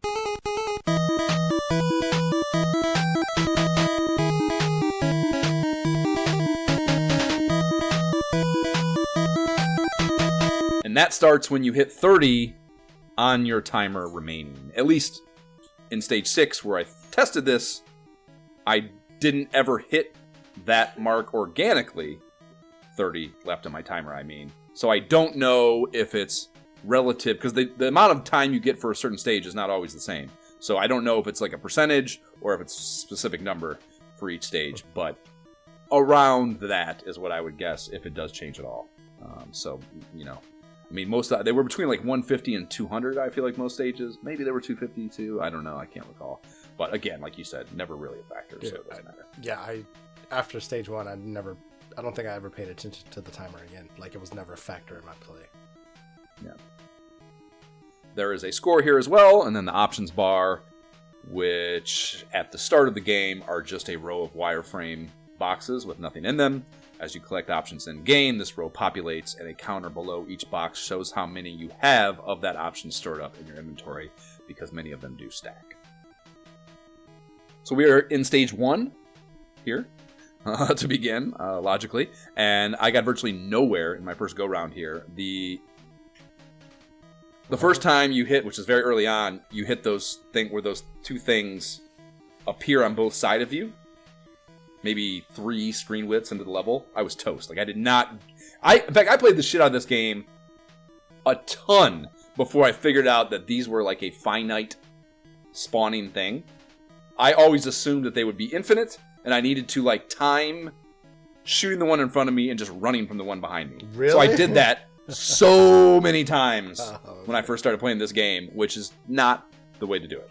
Because they are finite, it's like 2 or 3 in each case, and you can just duck down and shoot back and forth until they're done, and then you move on at no risk, you know. But yeah, early on, like, this kept fucking me up, and to even be able to do that, I needed to be upgraded to take these out manageably at all with the shot, and you have to, like, do that dance with a fucking ladder and get that first power up right there at the beginning. So yeah, like, very quickly I was getting murked when I first played the game, and I was like, that was not a good start at all. And the Ninja Gaiden, again, another comparison, early platformer, the Ninja Gaiden spawn thing exists here. Like, you can, if you kill or damage an enemy and then clip it back off screen by moving left again, when you come back, it's respawned at full health again. You know what I mean? On the right of the screen. So that shit's going on, and that can be a very annoying gameplay atrocity in a game like this. Yep. So, you know, like, what it really does is it penalizes you for, like, playing smart and being, like, evasive and defensive in your maneuvering, you know, and that is very frustrating. So I think I had the exact same experience starting out too. I was getting used to it, and I thought they were going to be infinite, Same thing until I just sped up my attacking, and then I was like, okay, so you just gotta like take them out. Yep. And then they're done. Got it. But yeah, exact Move on. same. Yep. And then that the fucker that drop, I think it's the chicken bone actually, the one of the ones that's in the manual. Yep. That thing that drops down and it like even if you like you hit it and knock it out of the tree or whatever it's on and it falls down and like if you murk it right away, it won't get that fireball off. But early on those fireballs were getting me a lot and like that also very frustrating. Seemingly unavoidable at times thing. If I wasn't powered up enough to just murk it right away, you know. So yep, you gotta shoot, duck, you know, try to dodge a fireball. But after that, right. Once that third fireball comes, yeah, you can waste things pretty good with that, yeah. So we're working our way across these desertous platforms and in front of brick temples as we progress to the stage. Or maybe, like just a general urban environment, some of these buildings look like maybe they could be interpreted as residences. Hard to say. Again, fucking MMC1 background tiles. Meh. So options you're presented with early in your first 30 seconds of play or so, we find the boots, and the manual description for these read, doubles Karnov's jumping power. This option loses effectiveness over a period of time, but it can be stocked. And yeah, these are a very noticeable jumping height increase. Double makes sense to me. And both in distance and height. So there's a range of reasons to use these. Oftentimes to get at things, other options that would otherwise be inaccessible. Only a handful of times, I would say, in the game did I feel like it was like part of progressing, you know? It's usually just to source or to get your hands on more items. Pickups of some kind. We get our first bombs here. And the manual description for those reads, not just for defeating enemies, but also for destroying certain obstacles and walls. It can be stocked. So I read this early on, and I knew I could blow shit up. But yeah, the first handful of times I tried to do it, it seemed completely ineffective to me. So that, and using them to defeat enemies, like... Ugh, don't even try. Don't even... Yeah, because I tried. What are we talking about? Yeah. The whatever, the hit detection size of them not helpful for killing enemies, I don't feel. So yeah, these are exclusively to get to hidden shit or get through things that otherwise you wouldn't be able to get through, in my opinion. When you were going through here, did you also try to go through all these doors and stuff? Like you have open doors, closed doors, like, oh, I wonder if I can go into any of these. Because I was like walking around trying like all these buildings on the first level. At that first temple, I did. Yeah. I tried to walk into those. I think that was the last time I bothered. Yeah. I very quickly realized that, yeah, there's just that complexity is not here. I tried, because you never know. I'm like, all right, what all is here? It's like, oh, definitely. I mean, especially early on. Yeah. But that first temple for sure, when you have to go over that pit that I had no idea wasn't a pit and I jumped into and died the first time, the very first pit you get to here. Yeah. And the bridge or whatever that goes over that, there's a couple of those doors on there. And that's where I tried them. But yeah, nothing happened. I was like, okay, I'm going to worry about that. Yeah. I felt very confident in that if this first one isn't that, I don't need to think about it anymore, you know? Correct. So you also get our ladder for the first time very early on here, and the description for it reads, use it to reach an option positioned in a high place or to avoid an enemy's attack. And I felt like reading that, I was like, that ladder suggestion is elevated veteran Karnov strategy, like using it as like a defensive maneuver. And like it's funny too, and I'll get to when I first did that and kind of the outcome of it, of doing so. But yeah, I read that and I was like, ooh, that's like, I got to remember that. That's high level shit that I want to know, I bet, at some point. So that is a nice little nugget, I think, to drop you in the manual if you take the time to read it. It's funny you say that because I remember looking at the manual and looking at all of these things, and I don't think I actually read the details of the things that I could see, like bomb, okay, whatever. I think I read that, but I don't think I clocked. Just glossed over it? Yeah, but I absolutely did it. I absolutely did it often. Really? Just because, like, once I used the ladder, once I kind of got comfortable using it, it was fine.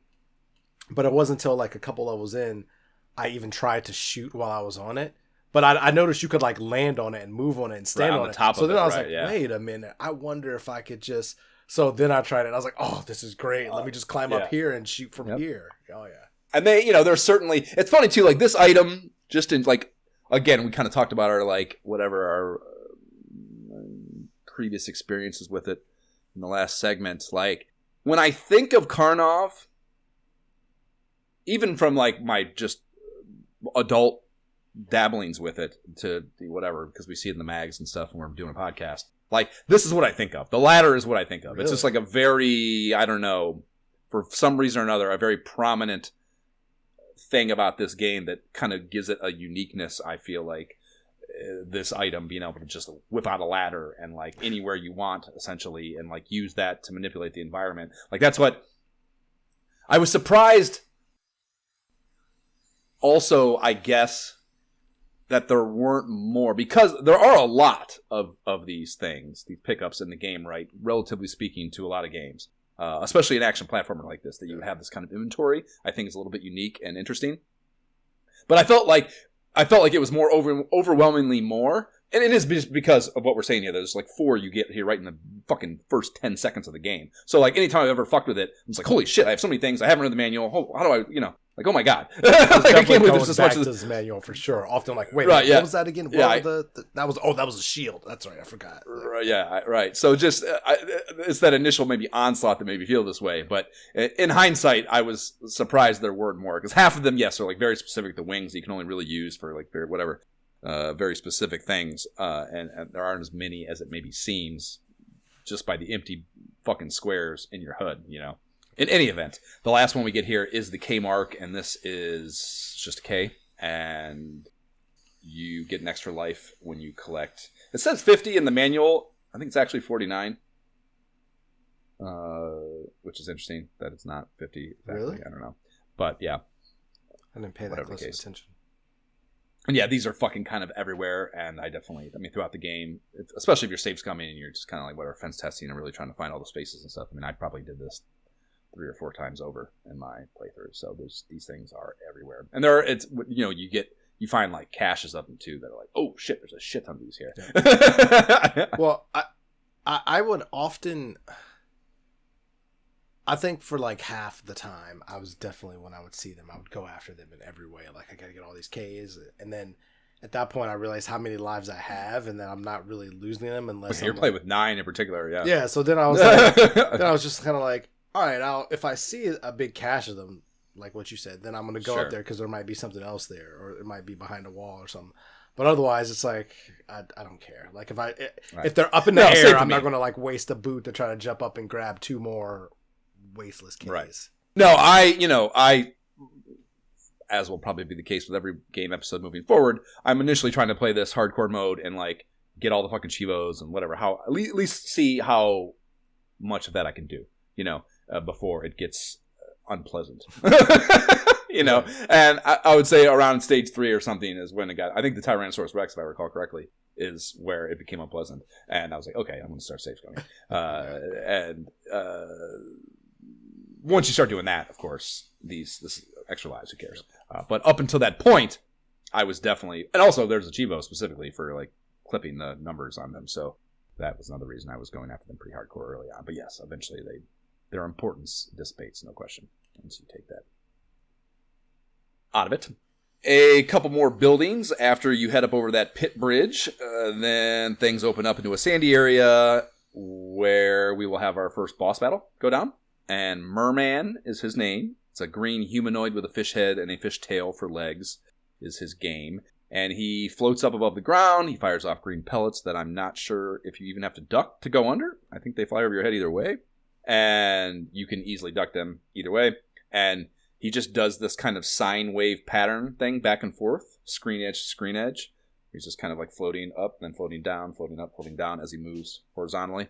And the goal is to run under him. When the pattern allots you the opportunity for overhead clearance to do so. And rinse, repeat. It kind of looks like he might not go low enough to hit you when he does that either. I wasn't fence testing. I'm not going to take a hit just to see. Because, again, one of the Chivos is beating every one of these bosses without taking a hit, so I'm fucking not going to do that. It was like, you get one for doing the stage without taking any damage, and then you got one for beating the boss at all, and then one for beating the boss without taking any damage. So that was like kind of the goal for each one. Oh, wow. Which, yes, needless to say, playing in hardcore mode, not easy to do for a whole game. It is. I like that it's compartmentalized, at least, though. It's not like up through stage 3, you don't take any damage, so you can just come back and play. Like, I can actually go back, in softcore mode anyways, with save states, I can go back and master this game with just doing a couple extra things. I'll talk about that at the end. But in hardcore mode. You know, it's a lot. Anyways, kill him. Stage 2, you get like that arcade-ready status screen shit in between each stage. It's the kind of arcade holdover thing. And I was expecting, based on the manual wording, that we would be told the hint for this stage. Like, there's that section in the manual that's like hints, right? Yeah. And it's like by stage. And I thought that there would be something in the game that that was just alluding to, you know, or that those would at least be on screen in the game. Not the case. You're supposed to read these in advance of playing the stage from the manual, and varying degrees of helpfulness, of course, to them. But that is how they kind of apply. And in this case, the stage 2 hint is, you can overcome your first challenge. When you enter the next building, keep an eye on the face of the image. Like, what? Yeah, well, that's like, you could roleplay that 2 ways. One, just total translation nonsense. Or, kind of like this opaque riddle speak Yoda talk. You know, is one way you can kind of think about that if you really want to justify it. But I kind of came back there and I was like, thanks, I can overcome my first challenge. Appreciate the help. Like, I do think I know what it's talking about. Really? Actually. Yeah, I did find something in this stage that I think it makes sense to be referring to. Not great. And certainly there's some ambiguousness to it, but I would find something of how I felt that information manifested. So we were treated to the lightning bolt entrance once again. That's just how this cat gets around, I guess. And good for him. Walks in like a WWF wrestler no matter where he goes, basically, and that's fucking cool. Good for Karnov or Jinbarov. And the flow of this stage presents options. You can go an upper road or down into a subterranean route. Which way did you choose to go? I think on this one I went, like, because I fell later, I definitely went upper. Yeah, I definitely went upper. Okay. Yeah, it was below ground for me the first time, and this is actually where it applies. You, like, there's this face on the wall of that pit area, and there's nothing about it. It just looks like, it doesn't look animate at all, you know. And I think that's what this is talking about, is it's telling you that that's going to shoot you in the fucking face. So watch the fuck out, is what it's telling you. Yeah, if you run up and just fall straight down, you can avoid it pretty easily. But again, like, I don't know if this is a pit. I don't know if it's fucking where I'm supposed to go. Right. Nothing, you know? So I, like, fucking tepidly walked up to the edge, and, like, while I'm focusing on whether or not I'm going to die, that thing shot me right in the fucking face. And I was like, God damn it. So, very frustrating. That's so funny to me, because I'm looking at this, and I'm like, this playthrough I'm watching, somebody else just went the lower route, and I'm like, this is a completely different experience than what I... Oh, it is, yeah, for like, sure. What? I would say, I ended up, because I played back through for one reason or another, and I would say the above, like the high route, is way less of a pain in the ass.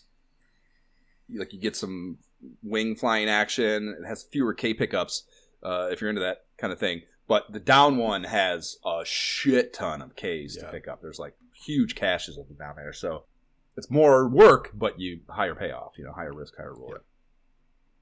Yeah, I try to stay up in the clouds. This guy comes up underground and starts going up, whereas I was up as high as I could possibly be the whole time until I had no choice but to kind of drop to the ground. Yeah. So.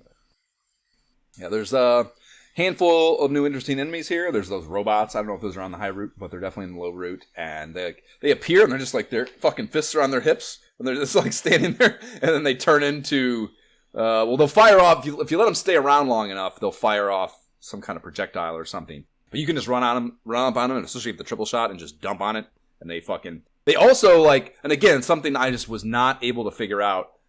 If I walked up close to them and dumped on them hardcore and just kept shooting the 3-shot, when I kill them, it would just disappear. Or maybe I was shooting the fireballs so fast, too, that I didn't see them. But if you kill this thing, especially from afar, and don't shoot them or whatever the fuck it is, it turns into like these 5 floating projectile things that just slowly move towards you. And you will get hit. then you will get hit, right? Yeah. So yeah, I don't know if I was preventing those from spawning. Yep. Or what? You have to kill it fast, or it will spawn because it's just a time thing. I died many times trying it, and then once I saw them once these guys started appearing, it was like, well, you see that? Drop everything else. Focus on this. Like drop down on your knees, get all three, hitting it immediately. Take it out because if you just kind of lollygag and don't take it out, it will explode into and then you're going super to fucked. Yep. Especially in those tunnels, you don't even have the vertical clearance to jump them. So yeah, it's bad. I'm watching the playthrough too. I just finally fired up, and the way this Nintendo Complete is getting all those Ks in that first building on the first stage, like the timed thing where he's like doing all the acrobatic shit with the shoes and the ladder to get all of them. Like hilarious that you would put that much effort into getting. I left all those. I don't think I had the ladder because I remember thinking like you used it right. Yeah, he must have gotten hidden. He has 3 of them to use right in the beginning here, so he's doing something interesting. I was very confused when I saw that. I'm like, how did this do? I didn't have a ladder. I remember walking through that part and thinking, how do I get all that stuff? Like I can't jump high enough to get all that stuff. Wait, hold on a second. I think this motherfucker. Oh my god, you can pick the ladder back up, dude. You didn't know that? No. I realized that in like stage 2 or 3 or something. And after that, I was golden with the ladder. Every time you use it, you go down, hit up or down one of those 2, and he'll pick it back up again. I did not know that. You only lose it if you leave it and walk away. That's amazing. Yeah, I cannot believe I didn't know that. What the fuck? Yeah, no, I didn't. So I thought you realized that when you were talking earlier about like always picturing the ladder, because like I picked that back up, go take it to the boss, stand, shoot him, keep it with me. Like I was upset when I would accidentally leave it because stuff was going crazy, you know. Right? Yeah. Jesus Christ. Yeah. No, I did not. Oh my god. Yeah, he's like doing it right there at the boss. Holy shit! I bet there's so much hidden shit I'm gonna be annoyed by watching this. Oh, focus. Okay, so. I died for the first time down here in stage 2. And just to talk about how that works, kind of like Karnov goes rigid, kind of cartoon-like, I would say, and then slumps to the ground, and then you restart just a hair back from where you were. So not that punitive. I was kind of surprised that you can just restart the stage. More arcade-like, if that would have been the case. So the boss battle here, whether you go up or down, takes you to the same place. And it's the lion tamer from the manual, and it's a dude with a lion slowly pulling him. You just kill the lion, and then the dude starts chucking knives you have to duck under, and you kill his ass. So very easy boss battle, in my opinion. I can't imagine letting him get all the way screen left before he dies, so I don't know if you have to jump over him. If you somehow allow that to happen, I'm not sure how that would go exactly, but very easily murked, rather. If you just dump on him from the start. Yeah, I took him out on the first try myself as well. I think this might have been, like, I don't know. I wasn't sure if I was fully into the, like, spamming things as quick as possible quite yet. But this one was a breeze. Either way. Yeah. We didn't actually talk about, too. It's in the first stage. It's in the second stage also. That dragon will just appear flying around the screen. And I almost felt like it was a measure to keep you from dawdling, and it only happened when you dawdled. It's got to be a time measure, because I've watched videos, and I'm like, after the fact, and I've looked at it and thought, I didn't see a dragon during that part. Right, yeah, exactly. That was the thing. Like I noticed it immediately because it will appear right in that very beginning of the first stage if you do whatever the fuck it is that causes it. So that did not happen to me the first time I played, and the second time I played it did, and I was like, what the fuck? How did that not happen the first time? You know, like that big ass enemy appearing. And yeah, I mean, it's basically every time I see him use the ladder, it appears on him. So I don't know if that is the exact catalyst or what, but it does often appear with a ladder. Like it's more of an annoyance, like, oh, get out of the way from this thing. Yeah, and yeah, it's not, you just basically got to stop on the ladder when it's appropriate, because like flies and it kind of bounces a different. So it reminds me, it's a breakthrough alleyway kind of thing of like, because the screen is not a perfect square, it like constantly changes its trajectory just by bouncing off the edge. Does that make sense? Yep. You know what I mean? Just because of the angles of a 4x3 space. So stage 3, the manual hint reads, you will encounter stronger enemies, such as the Gomal. You must shoot him in the head to defeat him.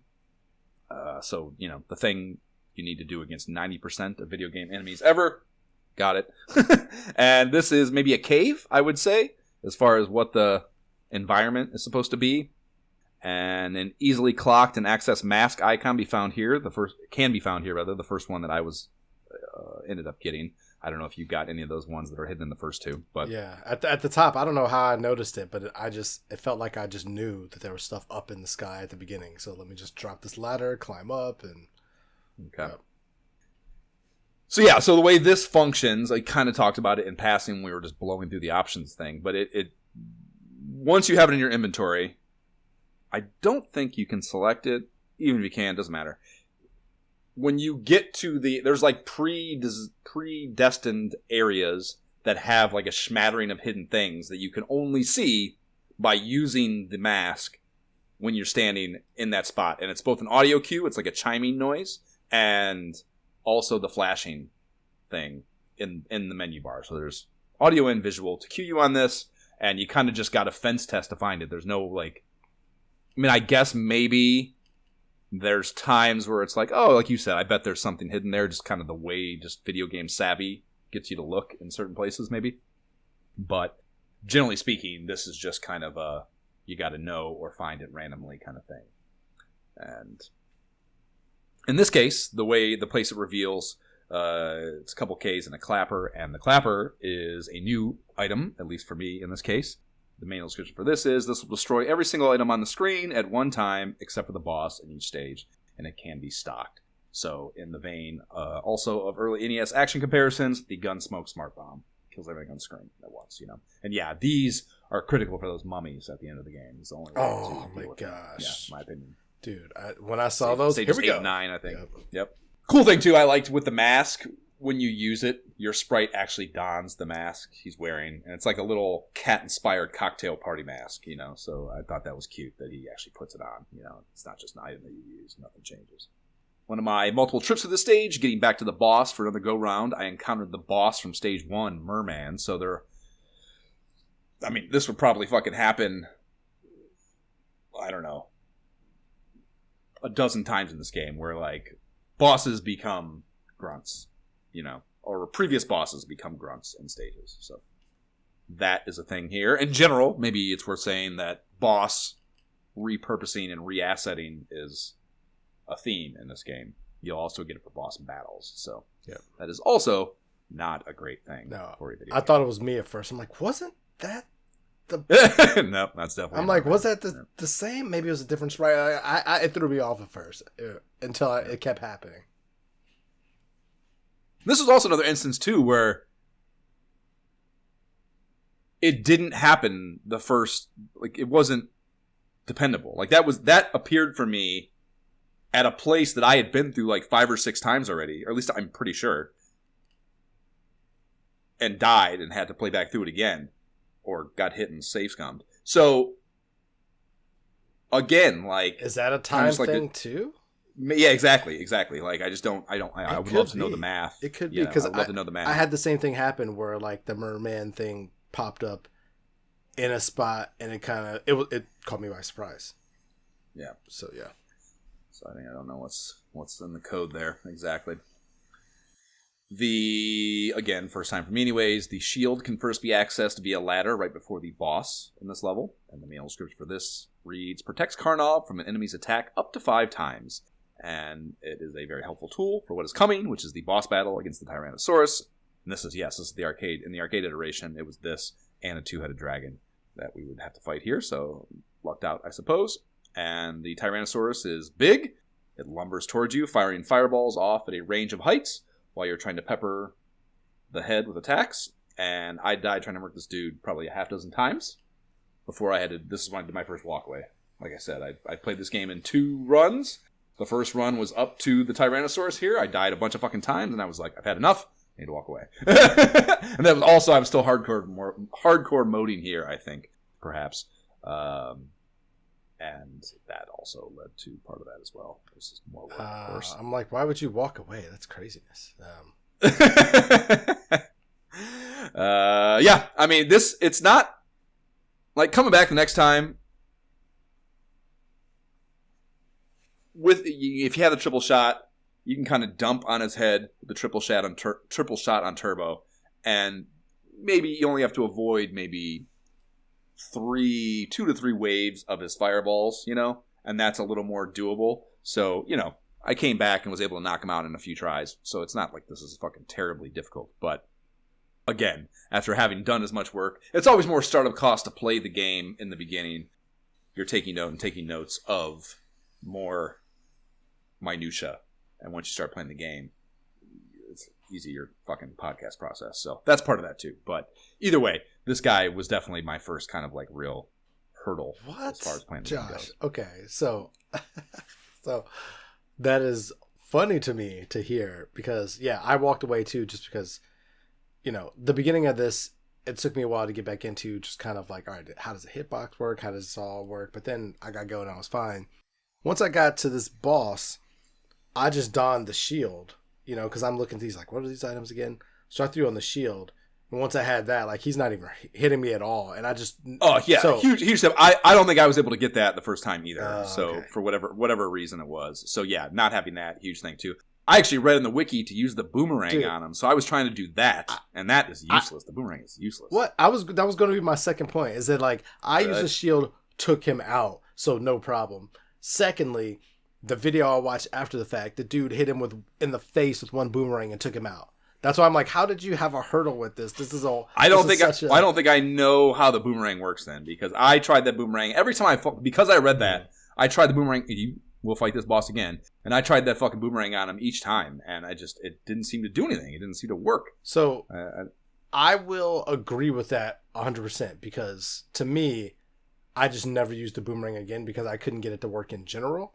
It was more of just like an observation of if one could use it and you hit him in the face one time and he's dead.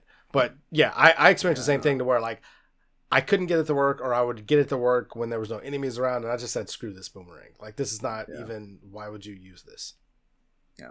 And I don't know, you can like catch it, so you can keep that too. That's another thing that is very That's why I tried to use it. Right, yeah. But it's not reliable. Like, I don't know, maybe the whole select thing, like, maybe you can't do it when you're moving. It just felt broken. No, once you use it, it is just like your next projectile.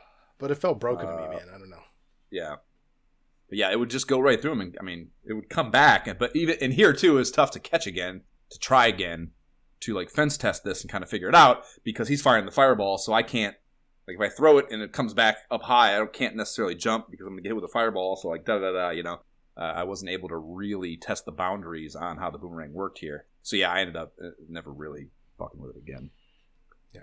Whatever the case, it's another boss. You move on to stage 4. This is an ice mountain biome, and the manual hint here reads, you will need a good stock of bombs to make it across the icy mountain, and immediately in the stage, you're given a shit ton of them, so that tracks. You do a bit of climbing, and then go down into a cave system. I was not, even though getting all the bombs, like, I wrote, like, I don't care nearly enough about these power-ups to bomb spam Legend of Zelda style. Sorry, Data East is what I wrote in my notes here. Like, yeah, it's like I saw all the rooms, and just logic suggested that, like, there was some way into them with the bombs, I'm sure. But I couldn't figure it out, and I wasn't just going to fence test. I didn't care enough about them enough to do that. So I ended up, same thing, just blowing by all those in this stage. Who knows? I'm probably going to watch this guy get amazing shit. Right. In that stage. Exactly. Here in the walkthrough. Yeah, but I felt the same way. I'm going through, I have all these bombs. The times when it looks like I'm going down a ladder, like later in the stage you go down the ladder and it looks like a little slip thing that you just bust, and then there's good stuff. There's K's and stuff over there. Could not break it. So that was just point. I was like, forget it. I'm just going to go. And so like, screw this tip. It's stupid. Like, you don't need any of these bombs to beat this level. I didn't actually use one at all. Like, I just used this guy. Like, I don't know how he noticed there was some place to go in there, and now there's tons of bombs to go through. I didn't do any of that. I just went over and on top and just kept going. Same. Yeah, I blew right through it. I did enact a mask during my Himalayan ascent, and it gets you 3 smart bombs I'd never use until later in the game. The boss battle is against Spider-Woman. But I would say she looks more like Centipede Woman than Spider-Woman. She stands up on her back dozen legs or whatever and fires little projectiles at all kinds of heights. You can kind of dictate them. You have control over where she fires by your placement, so you can kind of influence where she's attacking to in turn make it easier to deal with, you know? So that was nice. I didn't feel like that was present with the previous bosses, or at least the T-Rex anyways.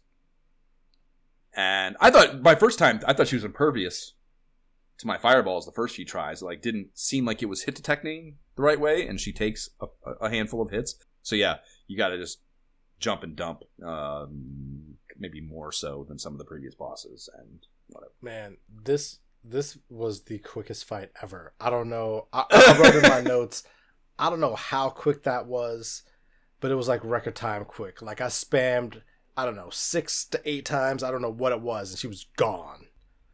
So yeah, I felt like, wow, this game is a breeze at this point. I felt like at this point, between the gold guy on level 3 and now this boss, I was just kind of like, all right, I'm going to be done with this game. Faster the minutes. better. Yeah, just faster like, the better. Speed yeah. kills. It's true. It's applicable in a lot of things, video games included, for sure. After these messages, we'll be right back. Hello and welcome to the Caveman Games. Let's go down to the mate toss. Grub spinning his mate. Thrower! Nice bounce, Crudla. Sounds like it's time for clubbing. There's the finger bait. Yes! Sucker! Now for the dino ball. Eat him! Eat him! No post-game interview there. Caveman Games for the Nintendo Entertainment System. You get bitten, you get eaten. That is a 1988 U.S. commercial for another of Data East titles, Caveman Games.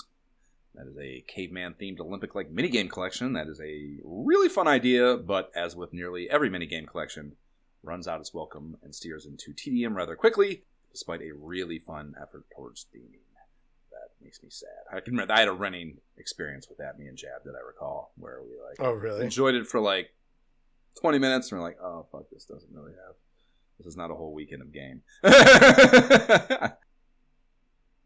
So, stage 5, the manual hint for it reads, you should don the swimming mask to cross the Black Sea faster. And Black Sea being verbiage in there makes sense, as this is a subterranean body of water you, for a very long time, plunge into right at the beginning, and Jin Barab is swimming his ass off the rest of the way.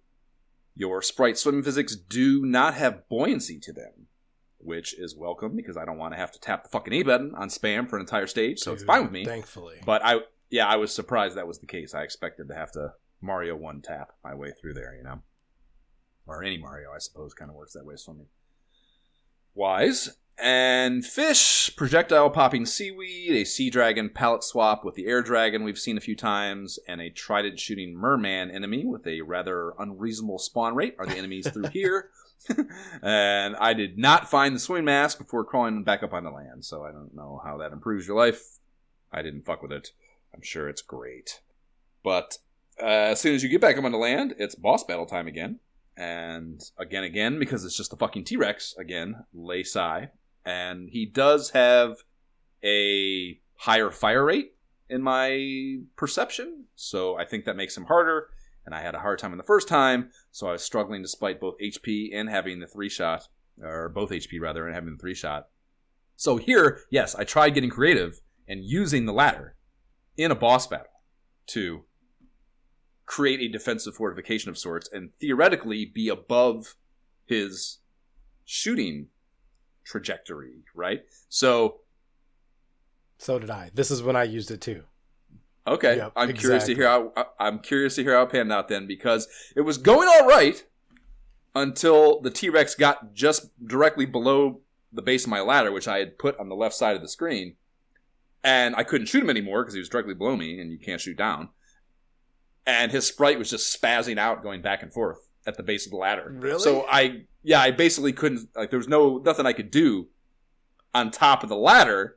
So, you know, I'm thinking, okay, I just need to jump off, right? And I guess go deal with them on the other side of the screen, and hopefully I've done enough damage where I'll be able to do that. And the problem with that is, there's not enough clearance at the top of the ladder to get all the way on top of it to jump off. So I had to crawl on the ladder and go through his sprite and take the damage to get off this little fucking apparatus that I created for myself. What? And it did still work. I crawled through them and took my fucking damage lumps that were unavoidable, but the flashing lasted long enough to get away to the other side of the arena, creating space and time for me to dump on his ass before he was able to shoot me and kill me again, So, That's crazy. It kind of seemed like there was like a pause in his like re-engagement, He wasn't shooting at me right away, so I think maybe that this idea did help, but that may just be fucking perception in my head. I don't know if it was necessarily better or not ultimately. But I'll play the results and say I outsmarted his ass, is what I'll say. Actually. Interesting. I'd never had the spaz out thing, so I pulled the ladder up, jumped on top of it, just like blasted him in the head and took him out. Like he never got close enough to. And funnily enough, this dude, Nintendo Complete, also again used a boomerang one time, took him out. Right. Freaking boomerang, man. Yep. Oh well. Definitely did not have missed out on that one. Or at least didn't use it right. But for me, this was the beginning of my okay, ladder time. Let's roll. Man, that being able to read, I cannot believe that would that's a completely different video game. Yeah, man. Straight up, it's a completely different video game. I was often climbing on top, jumping up, seeing where the stuff was up there, jumping off. Yeah, it's fun stuff. So stage 6, the manual hint reads: you should pick up wings now if you haven't already. Watch out for the tall tower in the next town. You'd better not climb on it. And this feels like a Roman architecture city of some kind. And the beginning of the stage is absolute fucking bullshit. Enemies spawning everywhere. I save scummed like 3 fucking times and had to load probably a dozen to safely get maybe 1.5 screens into the stage. Same. This was like You're a very whoa, left, right. Yeah, very busy beginning to the stage here. And they have so many moments early where the enemies, yes, like it's that back and forth thing. This is where I finally taught myself the back and forth thing with the 2 spawning on each side of you enemies, because there were so many of them that it was truly impossible to just run through them. Yeah. So I was like, there must be another solution here. And that taught me that 2/3 of the way into the game. Cool. And then you do hit that tall tower mentioned in the manual hint, and it's maybe 6 or 7 levels tall, increasingly smaller platforms as you go, and it is heavily populated by a full-size merman boss battle on probably 2/3 of those levels. Just scrolling with you.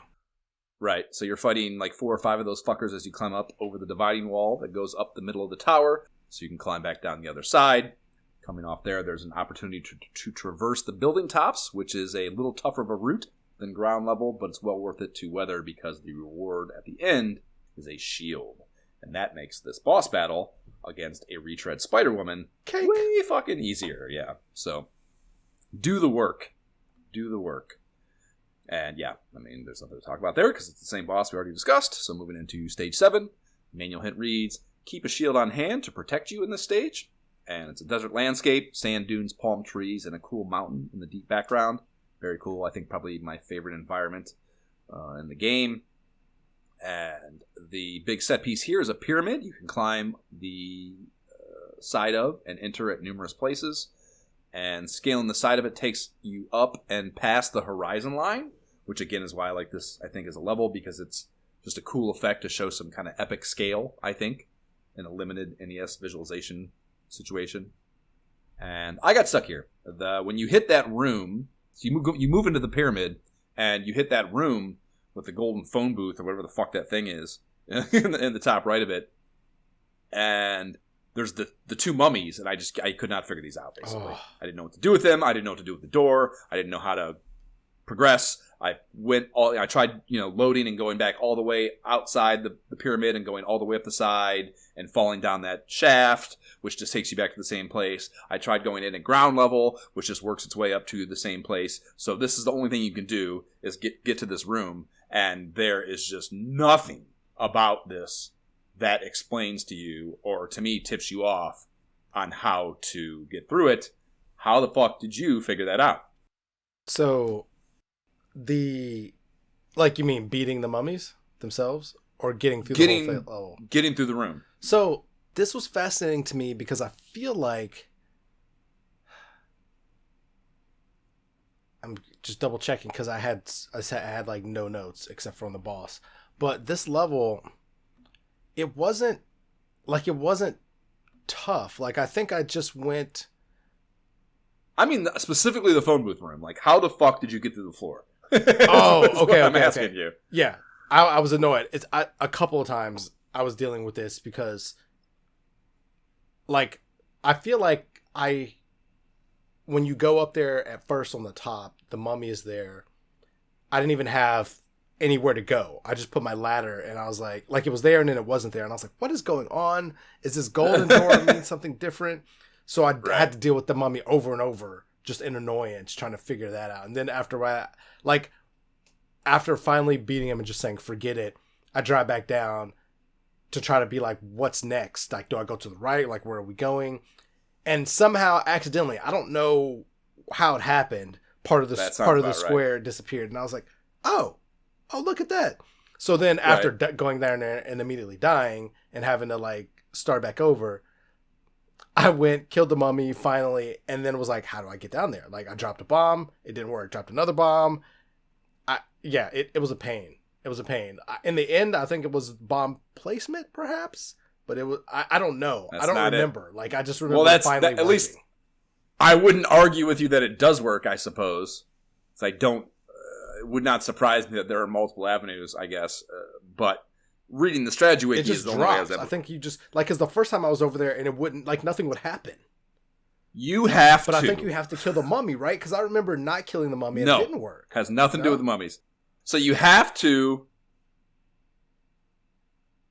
go up to that platform where the golden door is. Walk up to the door, touch the phone booth or whatever, touch it, I guess. And that makes that platform appear. And once that platform appears, you have to fall off the edge of it. You can do it? Yes. Okay. Right. And only then one of the big blocks will then disappear and you can proceed. So it's just like this very, again, there's just nothing. Just like, and it has to be exactly that. You have to fall off that platform. Like, I think I even tried,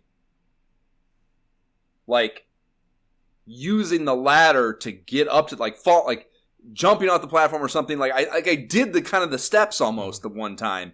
And it just wasn't the right wasn't the right things in the right order. Yep. And it did not open up that brick. And I was just walking back and forth on that bottom floor after the platform had already appeared. Yep. So it's just that I hadn't walked around on that platform, I think that it was. That prevented me from having the fucking block disappear and be able to proceed and having to look it up. So, yeah, just very opaque, very goofy, very 1988 fucking NES bullshit as far as that goes. Like, even when you got up there, like, I would try to use my ladder again, and it was sometimes wouldn't let me even up on the platform again.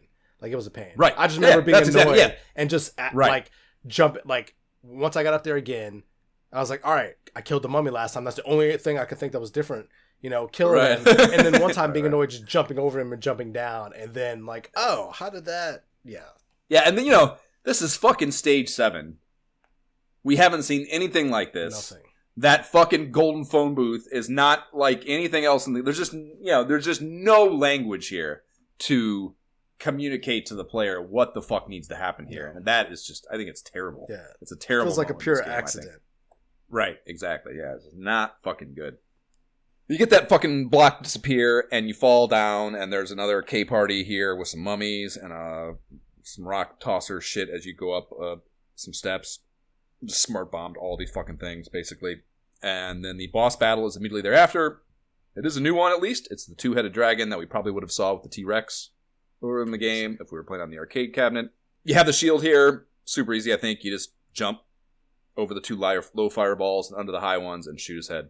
Plenty of room to back up and rinse and repeat. You can actually give it, because when you encounter this boss next time, you don't have that horizontal runway, and it makes it much harder. But here you can like scroll the screen back and keep creating room to dance between the fireballs here, and that, again, especially if you have the shield, you could probably just get really close. In fact, that's what they're doing in Nintendo Complete. Is just got really close, so you can fucking just pound him. You know, and with the shield, you don't have to worry about his fireballs hitting you at all. So I'm sure you can just spam him with no effort as well, but I was not trying to do that. And you have the room here to dance with him, basically, is my point, if you want. I was just going to... That's funny. I was just going to say that. Like, I love that, to this game's credit, the variability in playthrough is there because I did use the shield. So I had the shield. Once the minute that boss appeared, I paused it, equipped the shield, and just nuked him because like he can't hit me. Like it's great. In hindsight, I was just hoping that the next stage didn't have a boss that required a shield unless because it was my last one. Unless I picked up. Yeah, I mean, in hindsight, like, you know, you kind of whatever assumed or gathered. Like, I'm always extra defensive, I suppose, and I'm always worried that it's going to require. I only get 5 shots with this fucking shield, so I'm worried that it's going to take longer than 5 shots worth of consumption to beat it. And yeah, that's kind of not applicable to any of these things. If you have a 3-shot and you are really dumping on it, you can probably kill anything in the game inside of taking 5 shots. So in hindsight, yes. At the time, I was kind of taking the defensive fucking approach and backing the fuck up and trying to create some space. No, Josh. DPS. That's what it's all about. Not my mentality. The manual hint for stage 8 reads, you must use your wings to fly through the stage, but if you spend too much time in the sky, you will fall. And awesome! This is also a very cool environment. I like the desert a little more, but it also looks cool. It's what's behind me right now. And it's like this twilight background thing at the start here, as Jinbarov stands on a temple ledge looking out into the great beyond. And the wings do not appear immediately here. You have to jump around this little ledge for a few seconds before that will occur. So I committed suicide by jumping to my death before discovering that the first time. So real fucking cool Data East with that little design choice. Once you do get your wings going, you will find yourself in an aerial maze that reminded me a lot, if only because of the recency of having played it, perhaps, but the submarine and biplane levels of Super Mario Land, where you're like, in those cases, the difficulty is an auto scroll, you know? Yeah. So that's not present here. You do the scrolling. But it's that same concept of like, you are unimpeded in the directions you can go. You know, it's still a side scroller, but you essentially have free range movement up and down, left and right, because you're flying, in quotations. But the time constraint is not the auto scroll, it's that your wings disappear on you after a certain period of time. So you have to get to the next safe spot before your wings disappear. And there's a bunch of dumb incentives to keep you from doing that, whether it be avoiding enemies or having like an enemy with a time, because that one enemy you have to kind of wait to have its head thing. You got to shoot it a bunch of times before you can get through it. Or chasing options, whatever it might be, to keep you from hopefully getting to the next safe spot where you can land and or just get a new set of wings. So that was kind of interesting, I thought, in a nice change of pace and just game format, I thought. And yeah, I also liked that, like, you, on top of that, it wasn't just flying. You had the little moments where, like, okay, I land and now I'm platforming again, you know. And there are even some kind of different environmental challenges to that before you would get another set of wings and go back to flying. So the fact that it alternated was cool too, I thought. Yeah, this was the first level that I had to turn the sound up so I could hear you want to know the sound cue of when my wings were running out, because I kept dropping. I'm like, I'm not flashing, and like there's got to be some kind of cue. What do you know? Turn the sound up so I can hear it, because I was just kind of flying through it at this point. And it's funny, the thing you have to shoot with the mouth, it threw me off. Like, I realized you could shoot it, but I thought that it was blocking my path. So I still died trying to fly around, like, where do I go from here? Not realizing I could just like fly right through it. So once I figured that out. Easy. First time, it was a little difficulty. And yes, that's exactly. Just giving you a bunch of different little challenges for the constraints that are also there. The last wing option is put in a place where you have to take a leap of faith off the platform. Pause while you're falling to your death. Select and expend the wings. Then haul ass to the boss battle arena. And that was cool too. That, like, it's in one way you could say it's fucked, in that it's kind of like, I don't know, not immersion breaking, but it's almost like immersing you in the design rubric of the game and forcing you to use your understanding of how the game works to solve the problem. You know what I mean? That's not necessarily like in game. It's almost, I don't know. It was just an interesting problem-solving moment, I thought, that was, you know, kind of not within the flow of the game, but still cool. It was interesting to me. So, yeah, that was cool. So, yeah, you got to, like, fall off, and you're just falling. You're like, you know, instant reaction is like, what the fuck? Like, because I walked up to it and like kept trying to get it just by like inching off the thing, and then like we said, you fall before you think in this game. So I fell unexpectedly trying to do that, and I was like, fuck! So I just hit pause, and I was like, oh, I can use the item though now that I have it, and then yeah, you use it before you unpause, and then boom, you're flying, which was it was just a cool moment. And then the boss battle is a retread of that two-headed dragon we saw in the last stage, and yeah, here you don't have, because you were flying, so you land on this platform and the boss is right there, so you don't have that runway to run back left here and keep creating space between you and the boss. And so what did you do? Well, they gave you the shield option, thankfully. So yes, here I was able to just dump on him. Yep, same. Still took me a couple of tries though. I didn't get it the first time. Really? Yeah.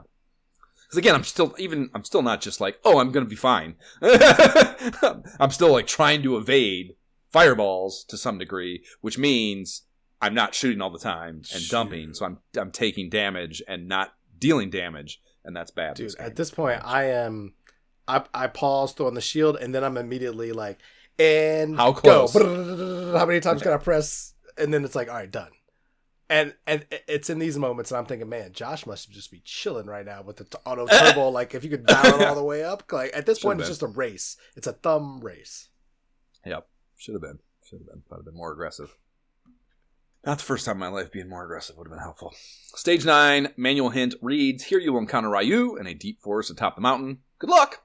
And it's more of a cave to be in here than a forest, but 8-bit NES, so whatever. Who knows? Lengthy and maze-like, but no enemies we haven't seen before, and getting through it wasn't anything significantly more difficult than the rest of the game, I would say. My boss battle vid is up on the YouTube if you want to see the full level run, and there is no boss approach on the final boss battle, and that's a bad job, I think. And I had a moment of, to the point really where, I walk into the room and I'm just like, is this it? Oh, this is it. And like that, I don't ever want to feel that way. I want to know this is it coming before I get there and feel that like, but anticipation. But how did you get there? Did you go the upper way? Fuck, man, who knows? I think you have to. I think that's kind of what the whole thing is about, because it is, yes, it's a maze. Mm-hmm. And I feel like the whole goal is to get to that top hallway that then drops you down kind of on the other side of the wall, and at the steps it takes you right up to that the boss room. So I feel like you have to get up to that hallway on top. That's kind of just a straight shot over there, and everything else is just kind of run around. Okay. So yeah, I don't remember how I got there, what I did. I wandered. I definitely had that one real long fall that you can have. Okay. There's like a fucking chasm in the middle of the map that you can just fall down like 4 or 5 fucking... And I definitely loaded. I was like, fuck that. I'm not dealing with that. So... I'm sure I had all the fucking whatever, the trials and tributes that you're supposed to have in getting to that boss area. But it's not that complicated. And you definitely only have to fail each failure once, and you won't do it again. Okay. I guess.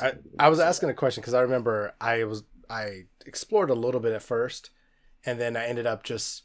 Like, I explored a little bit, and I was like, man, what is going on here? And I remember kind of starting over and going the upper way and feeling like I pretty much went straight to the boss.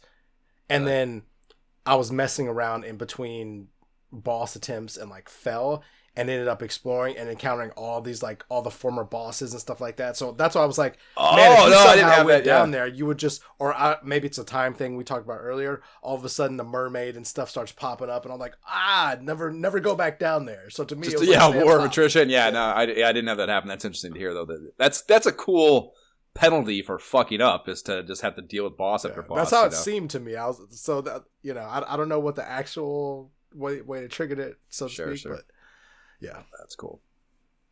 Okay, so you walk into this room, you come up through the floor into it, and the final battle theme fires up. That'll be our last segment break tune. And it's a room with 3 windows on the back wall at 9, 12, and 3 o'clock, and a dragon head statue at 6 o'clock on the ground with you. And a dragon head on a long neck will come spearing at you out of each of these windows in a relatively random alternating pattern.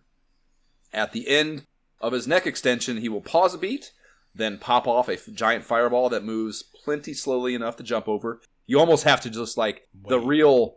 exactly, the test is to, like, not react and to wait a second before you jump, so you jump over it. And then the first time I came in here, I immediately got whacked and perceivedly lost my triple shot, which is not the case.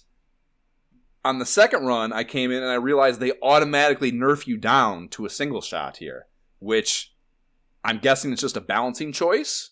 I think it was a good design choice because in my playthrough, all the bosses were a joke in this game. Right. Like, they were so cake. If you have a shield and they're shooting, like if they were a shooting boss, I had found a shield, and so cakewalk, And so to come in here, and the fact that I tried to come in here with the shoes on or with something else, and it doesn't matter, like nerf immediately. I tried it multiple times. Like, did I do something? Did I get hit right? Like, yes, if you get hit with if the dragon hits you in the face, you die immediately. If he hits you with his beam or his fireball thing, then you. Oh, you don't have the HP if you get hit? Yeah, physically, if he shoots you, then you drop down like you normally do. But if his head comes out and hits you, you just die.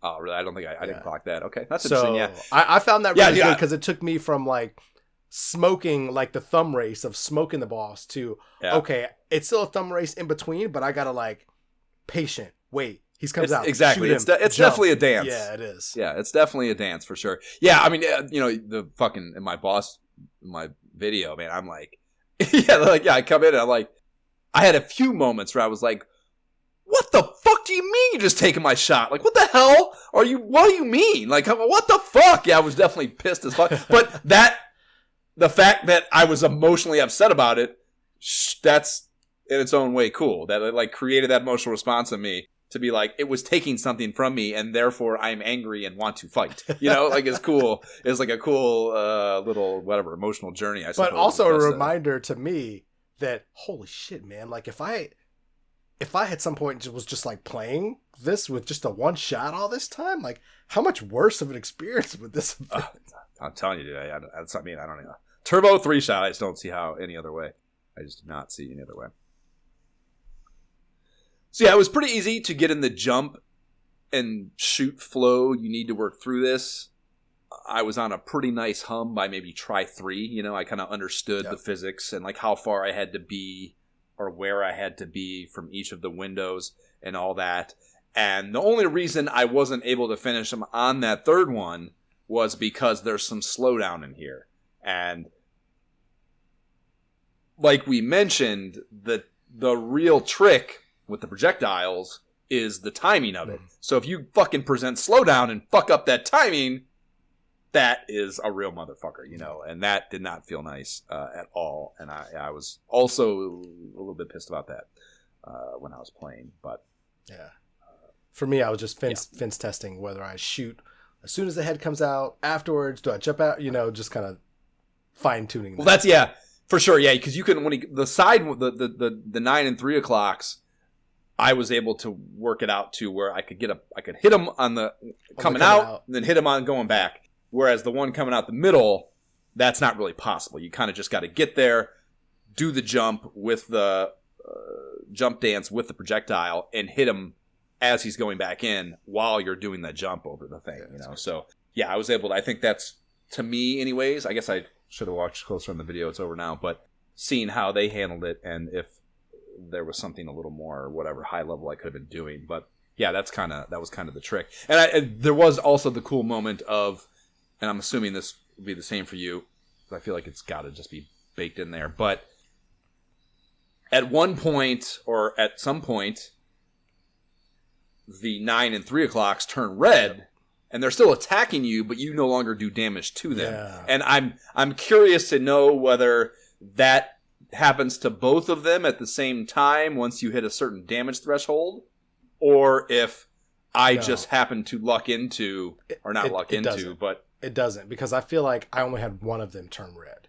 And so like I had 2 attempts in which they turned red, and first it was just like the one at like 3 o'clock was red, and I ended up dying or whatever, and then when I came back in, it was like the one at 12 o'clock was red instead. So I'm like, did that one go red on you? Okay, so that, okay. And it was like, at that point it was just the one. So it was always, in my experience, it ended up being like just one was red. But I took that as like, okay, so that's the signal that I'm getting close, because then I died. See, I didn't. When it first happened to me, there's definitely a moment of like, what the fuck? It's not taking damage. You know? At and first, then yeah.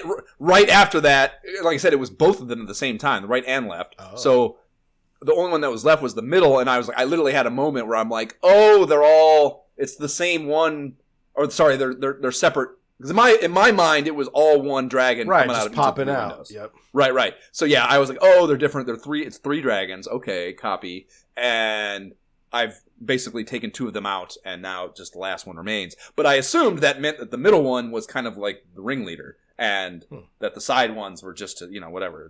They always would be the ones that nerfed or became red first. So that's super interesting to hear that it can be any of them, and it's, I guess, just damage dependent. It's got to be something, because even on this Nintendo Complete, of course he's using the freaking boomerangs again, but like they didn't even turn red. Like he just did damage and they ended up like dying. Okay. So I don't know. I don't know what happens. It's all fucking got to become a boomerang expert if you want to get Karnov pro level. Yeah. Yeah. So I mean, yeah, that it's because like I was saying, I had worked out a way to shoot the side ones more or faster, so to me it made perfect sense that it flowed that way, I guess. So I assume that would always be the case, but okay. Well, however you go about it, when the third one dies, it disappears, and there's some explosions that pop up where its neck was, then bigger explosions start popping up all over the 3 windows while the screen flashes white. And there is a brief breath of air on the empty room after the explosions stop, and then we fade to a black card that reads,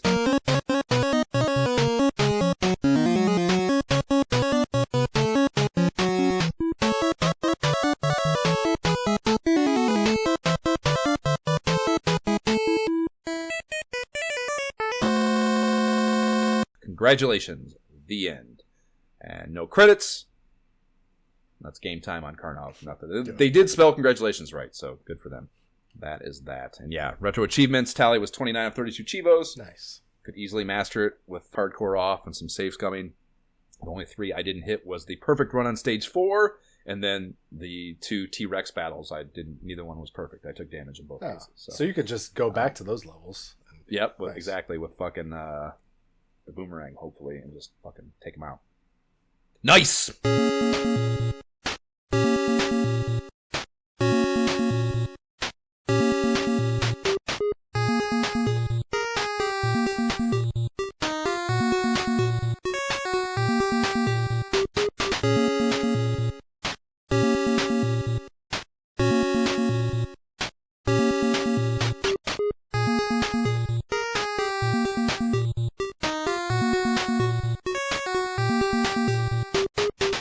Final theme, bringing us into our verdict. Josh. What do you got, Jay? No, I went first. It's funny. I actually left my verdict blank, and I was just like, man, what do I think? What do I even think about this game? Because it was from an adult with a family and a life standpoint. It was very smooth. It did not cause undue stress to my life, so I appreciate that. Yeah. As far as Sir Jerome Carl, Able Gamers episodes go, this was definitely not a fucking, what was that called? What's the tower? Deadly Towers. Yeah, It was definitely not Deadly Towers. Definitely not a fucking 5-hour escapade episode to fucking just talk about, let alone endure. Right. So I appreciate that, and thank you, Jerome. Yeah, no, it was like for a 1980s, mid to late 80s platforming game. I like the jumping was good. Like I said, it was floaty. I appreciate that. I actually liked the fact that it was more, the attacks were more button spammy, like how fast can you get your running gunny? Yeah, how fast can you get your DPS up? How quickly can you take this boss out, kind of thing. And so, because so many of the later games are not like that, because that's not fun for a lot of people, clearly, right? But I actually appreciated that here in this case. And so it's such a weird game, such an odd story, and a lore with it. I don't know, like it's not a bad game, but it's not a great game. That's exactly what my first sentence is. This is not a bad game. Which anyone who's ever said in the history of anything, when you say something's not bad, that means you don't think it's good either. Yeah. Like, I don't know. None of the enemies are memorable. The bosses are not. Like, if I'm being really objective, none of the enemies are memorable. The bosses are absolutely not memorable. The final boss, like I said, that I feel like that was the only thing that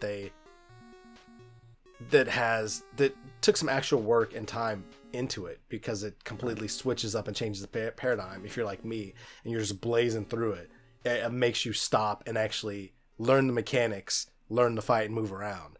And so I appreciated that, because before that it was kind of just like, why would I come back to this game again? It's not a game that I want to pick up and play again. Like, there's no replayability there, except that we just both said like, oh, maybe I'll go back through, but it would be like one time just to get your achievement, or to enjoy the thing use, you didn't understand. Use the bombs that you didn't know. Do it. Exactly. Right. Yeah. But I mean, again, my criteria though, did I have fun? I had fun from time to time. Would I recommend it to someone else? No, I would not recommend it. It's an early platformer. It gets points for the jumping, but like, there's way cooler, better things, more stories, all that. Would I consider playing it again for fun via remastered? Probably not. So I gotta go 2 out of 3. It would be tough to drag more out of it for sure. Like to warrant even making one, let alone playing one. Like, I'm interested to see where else, and like kind of looking at some of these other properties just to see where else Karnov shows up. But nah, I think it's a no. It's a no for me, dog. Totally fair. Yeah, like I said, it's not a bad game. Probably not a good one either. I'd always thought it was a bad game. Yeah, like I kind of already mentioned. So in that regard, I was maybe impressed, because there were some, once you got grooving, there were some merits, there were some, like you said, enjoyable moments, yada, yada, yada, yada. But yeah, I don't think King Laura can in good conscience go bestowing the blessing onto such a game as this, no matter how far back you push the expectations, for an 88 release date. I just don't like think for it's 83 there. or 82, okay. But by 88, Right, yeah. Yeah, if you rented this game for a weekend, you wouldn't have to jump off the fucking roof or anything. But you're happy as fuck to watch Mom take it back on Sunday. Like, all right, what else is here? Here you go. Yeah, Mom. Next, please. Yeah, for sure. Yeah, I mean, as far as specifics go, the character, like you said, bit unique, interesting. There was, by video game fucking protagonist standards in 1988, a little bit of effort there. A little bit of, it's not just some other dude with a fucking army bandana on his head and a bandolier across his bare Saving chest. a chick. There's like, yeah. Right, exactly right. There's a little bit of something, a little bit of juice there, I suppose. The controls, yes, mostly fine. A few dumb things, but nothing like totally Cardinal Sin-y. Levels, I mean, for a pre-MMC3 chip phase, I think the levels, some of those backgrounds, like I said, the desert, Not bad, yeah. that sky one, also, pretty fucking interesting and good, I think. And as much as I didn't like the system that the options were in, the inventory options in total, as far as just the macro of like the variability they presented to the gameplay experience, not bad. Pretty fun. But yeah, very limited soundtrack, retread bosses, both in just the fact that they were there, and also, like you said, kind of just even from the supposedly different bosses to different boss, it's still kind of the same thing you're doing. It's just like not enough of a varied differentiation between them. So that, and yeah, I mean, the fucking inventory thing was a joke. It's all just kind of comes together as a sub blessing tier. Like, here's a game. Experience. Yeah, exactly. That's the best way to say it. Is just another game on the early NES that isn't, it's not in fucking Dr. Chaos, Super Pitfall, Total Disaster territory, but it easily, which is why it has, for 40 years of my life, been lost to in the catalog. It's just not something that ever got me there in substantiation to really find the good parts that make it worth doing so. It's just, there's just not enough there on the surface, and then once you're in it, also still just not quite there. So King Lork, in his wisdom, says, "Disciples, please steer clear of this one." Yes. No, a double no on that one. But we still thank you, Jerome, for forcing us to come to a educated position on that, as opposed to just the title, our total, whatever guessing that we might have been doing to date with it. Next up, we have our last mag on the newsstand for May 91, GamePro number 22. We also, I expect, given the bite-sizedness of it, we'll probably get to our first Legend of Zelda episode even before we get to that. Zelda's That's coming. my hypothesis. I might go straight into the forest here when we get off. I might play some Legend of Zelda, but either way, soon enough, I think we'll be able to get to that. So that will be fun, and you can, if you want to be right there, have it in your feed, and have it presented to you as soon as it is available. You can subscribe to the pod on the platform provided by whatever dumbass company that serves up your pottery. Please rate and leave positive shit for the pod on that podcast platform of choice or any other that you see fit. And the website is nyehentertainment.com/ISOH pod. You can email us directly with your Able Gamers receipt for $100 if you'd like to dictate the game episode that we tackle next at isohpodcast@gmail.com. You can follow the pod on Facebook and or Instagram. A link to the YouTube gameplay videos playlist is in the show notes. There's the ISOH subreddit if you want to get down on Reddit. And we don't have a Patreon, but if you like giving money to things podcasters tell you to, might do so at our direction. The Able Gamers Foundation creates custom gaming rigs for gamers with disabilities. That's cool as fuck. AbleGamers.org is where you can find them, whether it's $100 for a game episode or a lesser donation as well. All is welcome over there, especially during the holidays, so please do check it out. T-shirts are on the website. They're dope, and proceeds on those after pod expenses go to Able Gamers. We're both wearing one right now. And Jay, what's your blue sky? Gentleman JB without the second E. That's where you can find me. Blue Sky, Instagram, and on our Facebook page. And that is obviously my gamer tag as well. I am on Instagram at myshiftkeyisbroke. I'm on Blue Sky at nyehentertainment.com.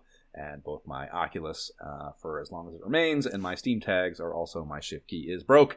Okay, bye.